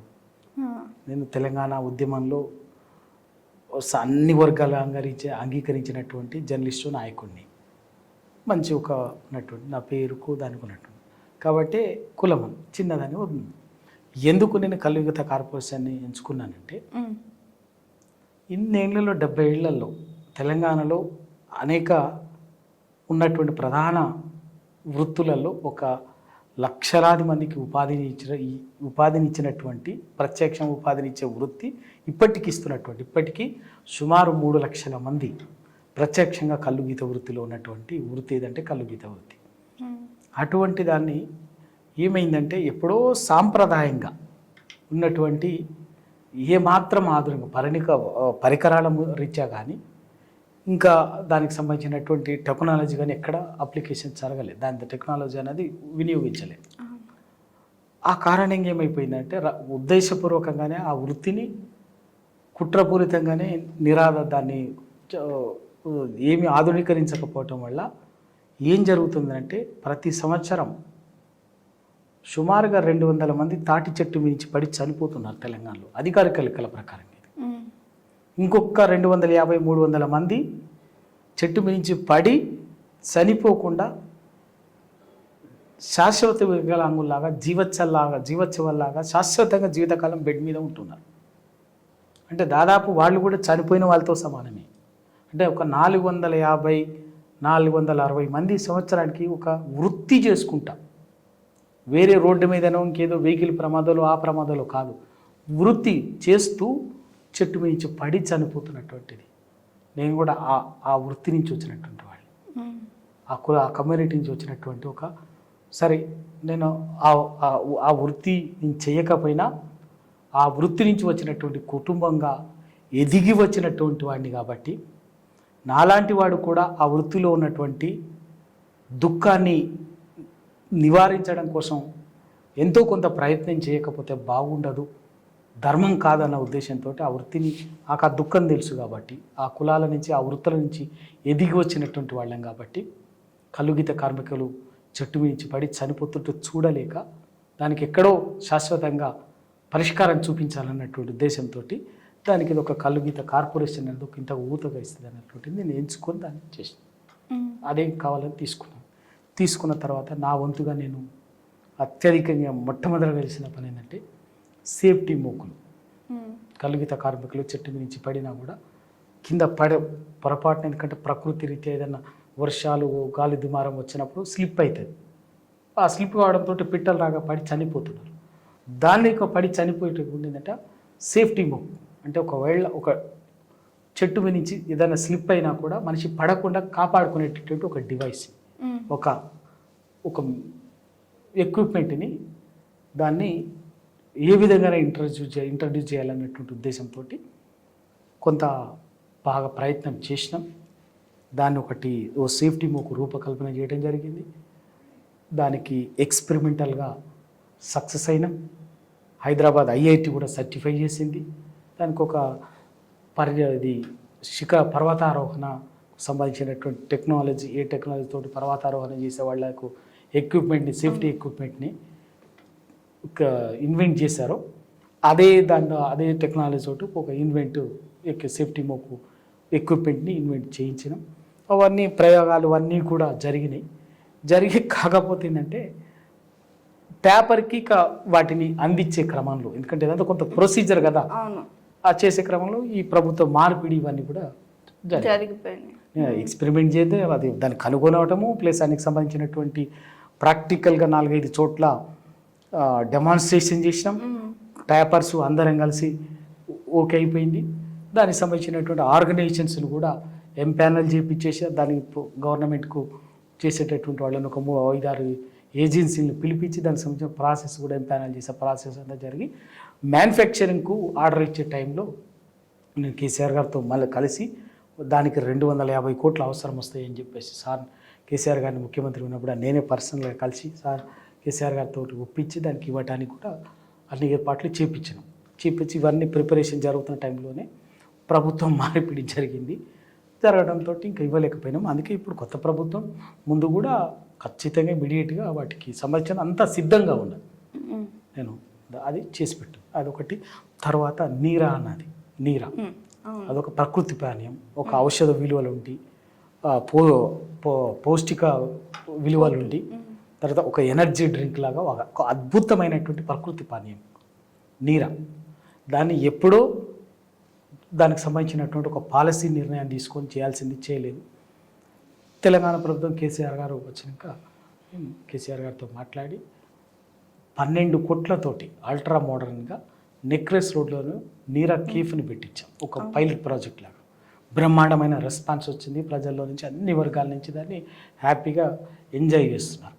దాన్ని విస్తరించేటట్టుగా నేను అప్పటికే బోర్డు మీటింగ్ పెట్టి కార్పొరేషన్ నుంచి బోర్డు మీటింగ్ పెట్టి ఇంకా ప్రధానంగా వరంగల్లో ఒకటి, కరీంనగర్లో ఒకటి, సిద్దిపేటలో ఒకటి, సిరిసిల్లాలో ఒకటి, భువనగిరిలో ఒకటి, నల్గొండలో ఒకటి, ఇట్లా మొత్తం ఒక్కొక్కటి 2 కోట్లతోటి దాని హైదరాబాద్లో ఇంకా మినీ నీరా కేఫ్లు మెయిన్గా కాకుండా హైదరాబాద్లో మెయిన్ ఒక హైటెక్ సిటీ దగ్గర ఒకటి, కూకట్పల్లి ఒకటి, ఎల్బీ నగర్, శంషాబాద్, సికింద్రాబాద్ ఇట్లా ప్రైమ్ సెంటర్స్లో ఈ ఎన్లైటెడ్ పీపుల్ ఈ న్యూ జనరేషన్ ఉండే దగ్గర వాటిని పెట్టాలని కూడా దానికి సంబంధించిన బడ్జెట్ కూడా ఒక 50 కోట్లతోటి రూపకల్పన చేసినాం. దానికి కూడా కేసీఆర్ గారు కూడా దానికి ఇవ్వటానికి కూడా దానికి సంబంధించిన ప్రాసెస్ జరిగింది. ఒకవైపు సేఫ్టీ మోకులు ఒక 250 కోట్లతో సేఫ్టీ మోకులు ప్రతి కలుగిత కార్మికుడికి ఉచితంగా సేఫ్టీ మోకి ఇచ్చి వాళ్ళని కాపాడడం అనేది ఒకటి. రెండవది నీరా దీనికి సంబంధించి ఒక 50 కోట్లతోటి దీనికి సంబంధించి చేసి. మూడవది ఇవన్నీ ఒక బై ప్రోడక్ట్స్. కళ్ళు అనేది కళ్ళుని దాని నుంచి వచ్చేటటువంటి చెట్టు తాటి ఈత చెట్టు నుంచి వచ్చే ఒకటి కళ్ళు నీరానే కాదు, దీని నుంచి ఇది ఒక ప్రకృతి సిద్ధంగా వచ్చేది బ్రహ్మాండమైన మినరల్స్ ఉండేటటువంటిది. కాబట్టి దీని నుంచి బై ప్రోడక్ట్స్ని రీసెర్చ్ చేసి ట్రైన్ చేసి బై ప్రోడక్ట్స్ తయారు చేయడానికి అంటే తాటి బెల్లం, తాటి చక్కెర, తాటి తేనె, అట్లాగే ఈత బెల్లం, ఈత చక్కెర, ఈత తేనె వీటన్నిటిని కూడా తయారు చేసి ఇంకా మీతో అద్భుతంగా మంచి ఆయుర్వేదంలో అద్భుతమైనటువంటి మెడిసిన్గా పనిచేసేటువంటి వాటిని తయారు చేయించేందుకు వాటికి సంబంధించి నేను ఒక రీసెర్చ్ ఇన్స్టిట్యూట్ ప్లస్ ట్రైనింగ్ ఇన్స్టిట్యూట్ని మళ్ళీ ప్లస్ అదే ప్రొడ్యూస్ చేస్తారు. Telangana palm products research and training institute అని చెప్పేసి ఒకటి క్రియేట్ చేసేదాన్ని మొత్తం దాన్ని ఒక షేప్ చేసేటటువంటి టైంలో ఈ మార్పిడి నాకు వచ్చిందే. నేను మే 10వ తారీఖున చైర్మన్గా అపాయింట్ అయిన 15 రోజులకే దశాబ్ది ఉత్సవాలు వచ్చినాయి. ఉత్సవాల 21 రోజులు, నెల రోజులు జరిగినాయి ఆ ప్రాసెస్. ఆ తర్వాత ఎన్నికల వాతావరణం వచ్చింది. జస్ట్ 3 మంత్స్లోనే నాకున్నటువంటి మళ్ళీ ఎలక్షన్స్ 3 మంత్స్ జరిగింది. 3 మంత్స్ నుంచి పబ్లిక్లో నేను 26 జిల్లాలు నేను ఆ చైర్మన్గా అయ్యింది నేను అధికారం ఎంజాయ్ చేయలే. 26 జిల్లాల్లో విస్తృతంగా నేను చెట్టు మించి పడి చనిపోయినటువంటి కుటుంబాలకి ఇళ్ళకి నేరుగా పోయినా, కార్మికుల ఇంటికి చనిపోయిన కుటుంబాల దగ్గరికి పోయినా, చెట్టు మించి పడి బెడ్ మీద జీవోత్సవాల్లాగా బతుకుతున్నటువంటి ఇళ్ళకు నేను పోయి 26 జిల్లాలు తిరిగినాను. 1-2 కాదు, 5 నెలల కాలంలోనే 26 జిల్లాలు, 33 జిల్లాల్లో 26 జిల్లాల్లో నేరుగా గీత కార్మికుల ఇంటికి పోయి నేను వాళ్ళ కుటుంబాల బాధలు తెలుసుకుంటే అన్నిటికీ ఎక్కడో ముగింపు పలకాలనేటువంటి ఒక ప్రయత్నం నా వంతుగా నేను చేసిన. ఖచ్చితంగా సరే అనుకున్నట్టు వాళ్ళ మళ్ళీ కేసీఆర్ గారు ప్రభుత్వం వచ్చి ఉంటే వాటన్నిటిని నేను 100% అద్భుతంగా నేను చేసి ఉండేది. కాకపోతే ఆ అవకాశం మిస్ అయింది. నేను అందుకే ఇవాళ ప్రభుత్వాన్ని నడిపిస్తున్నటువంటి పెద్దలు బీసీ సంక్షేమ శాఖ మంత్రిగా ఉన్నటువంటి పొన్నం ప్రభాకర్ గారు ఉన్నారు. ఎందుకంటే కార్పొరేషన్ బీసీ సంక్షేమ శాఖ కింద వస్తుంది కాబట్టి వారికి ఇంకా మిగతా దీనికి సంబంధించినటువంటి రిలేటెడ్ ఉన్న పెద్దలందరూ కూడా నేను చేసే ఈ సందర్భంగా చేసే విజ్ఞప్తి ఏంటంటే ఈ వృత్తిని నమ్ముకొని కొన్ని లక్షల కుటుంబాలు బతుకుతున్నాయి. వాళ్ళు కష్టంలో ఉన్నారు. ఆ వృత్తి నుంచి మాలాంటి వాళ్ళం బయటకు వచ్చి గొప్పగా బతుకుతున్నాం. కానీ ఆ వృత్తి ఆధారంగా బతుకున్నటువంటి 3 లక్షల కుటుంబాలు వాళ్ళ చెట్టు మించి నిత్యం సౌతో సహవాసం చేస్తున్నారు. వాళ్ళని కాపాడుకోవడం, కడుపులో పెట్టుకోవటం అనేది ఆ వృత్తి నుంచి బయటకు ఎదిగి బయటకు వచ్చినటువంటి మాలాంటి వాళ్ళ మీద ఉన్నది. అందుకే పొన్నం ప్రభాకర్ గారికి మిగతా అందరూ కూడా నేను ఏవైతే కొంత ఎక్సర్సైజ్ చేసినామో వాటన్నిటిని మీరు విజ్ఞతతోటి ముందుకు తీసుకుపోయి గీత కార్మికుల సంక్షేమం, వాళ్ళ అభ్యున్నతిని దృష్టిలో వాటిని సక్సెస్ఫుల్గా కంప్లీట్ చేయాలని నేను ఈ సందర్భంగా ఒక కల్లు గీత కార్పొరేషన్ మాజీ చైర్మన్గా ఆయనకు విజ్ఞప్తి చేస్తున్నాను ఈ వేదిక సందర్భంగా. ఓకే సార్, నా లాస్ట్ క్వశ్చన్, బీఆర్ఎస్ పార్టీ పరిస్థితి ఏంటి సార్? ఉంటుందా ఉండదా? అండి ఆ question should not arise, okay, does not arise. Okay, ఎందుకంటే టీఆర్ఎస్ అనేది తెలంగాణకు శ్రీరామ రక్ష, కేసీఆర్ నాయకత్వం అనేది తెలంగాణకు శ్రీరామ రక్ష. తెలంగాణ కోసమే పుట్టినటువంటి పార్టీ, తెలంగాణ తెచ్చినటువంటి పార్టీ. తెలంగాణ ఇవాళ మళ్ళీ ఒకసారి కొంత కుదుపుకు గురైంది. 10 ఏళ్ల తర్వాత తెలంగాణ అనేది ఒక మళ్ళీ స్వీయ అస్తిత్వం, ఒక స్వయం పరిపాలన అనేది కొంచెం కుదుపుకు గురైంది. ఇటువంటి టైంలో టీఆర్ఎస్ పార్టీ అవసరము మరింత ఏర్పడింది. ఓకే, ఎందుకంటే తెలంగాణ ప్రయోజనాల కోసం, తెలంగాణ అస్తిత్వం కోసం, తెలంగాణ కోసమే మాట్లాడేటటువంటి పార్టీ ఓన్లీ టీఆర్ఎస్ అవుతుంది. కాంగ్రెస్ కాదు, ఎప్పటికీ బీజేపీ కాదు.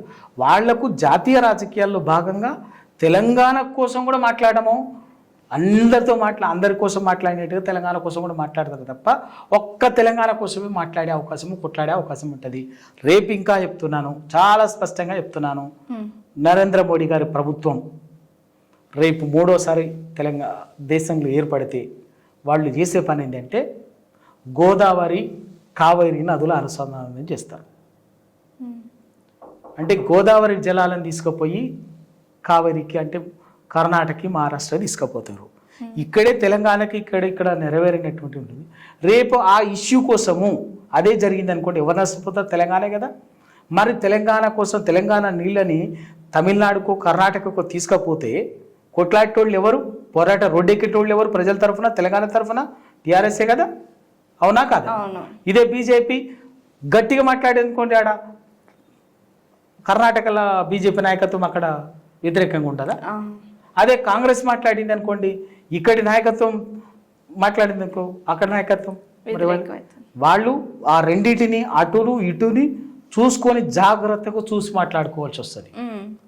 కానీ తెలంగాణ ప్రయోజనాల కోసం నిలబడి, అడ్డంగా నిలబడి కొట్లాడేటటువంటిది ధైర్యంగా రోడ్డెక్కే పార్టీ టీఆర్ఎస్ అవుతుంది.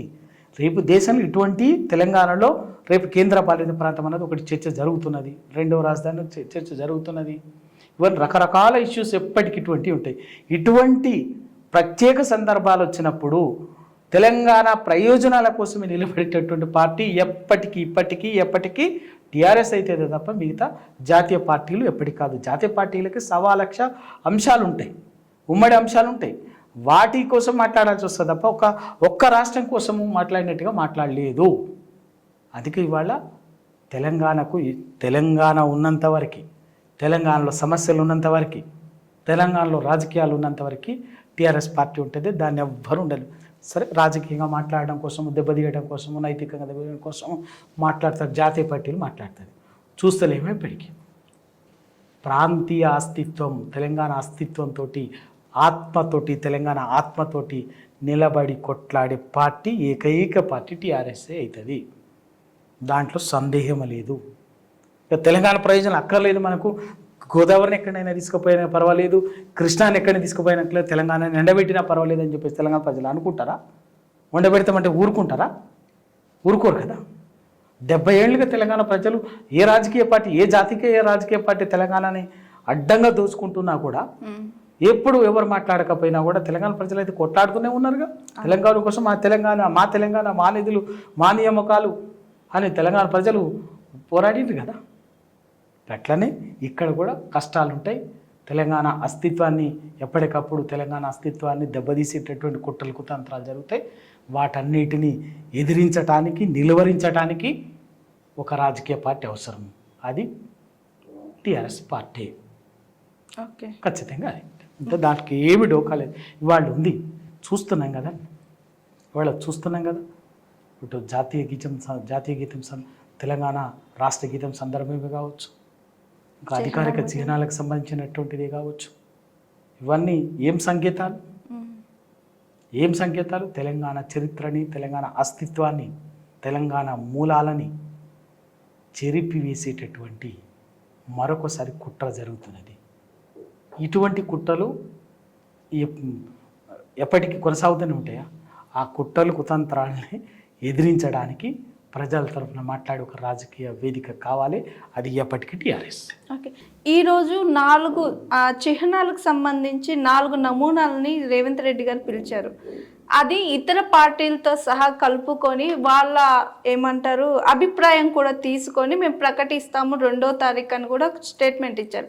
ఈరోజు 4 గంటలకు సీఎం గారితో మీటింగ్ ఉంది. బీఆర్ఎస్ పార్టీ తరపున మీ నాయకులు ఎవరైనా ఆ మీటింగ్కి అటెండ్ అవుతున్నారా లేదా సార్? ఇప్పుడు ఆ పరిస్థితి ఎప్పుడు వచ్చింది? రేవంత్ రెడ్డి గారు మిగతా దానికి సంబంధించినట్టు ఎప్పుడు చేయాలి ఈ పని, ఎప్పుడు చేయాలి దానికి సంబంధించిన ప్రతిపాదన వచ్చినప్పుడు, ఎప్పుడైతే తెలంగాణ సమాజం ఇవాళ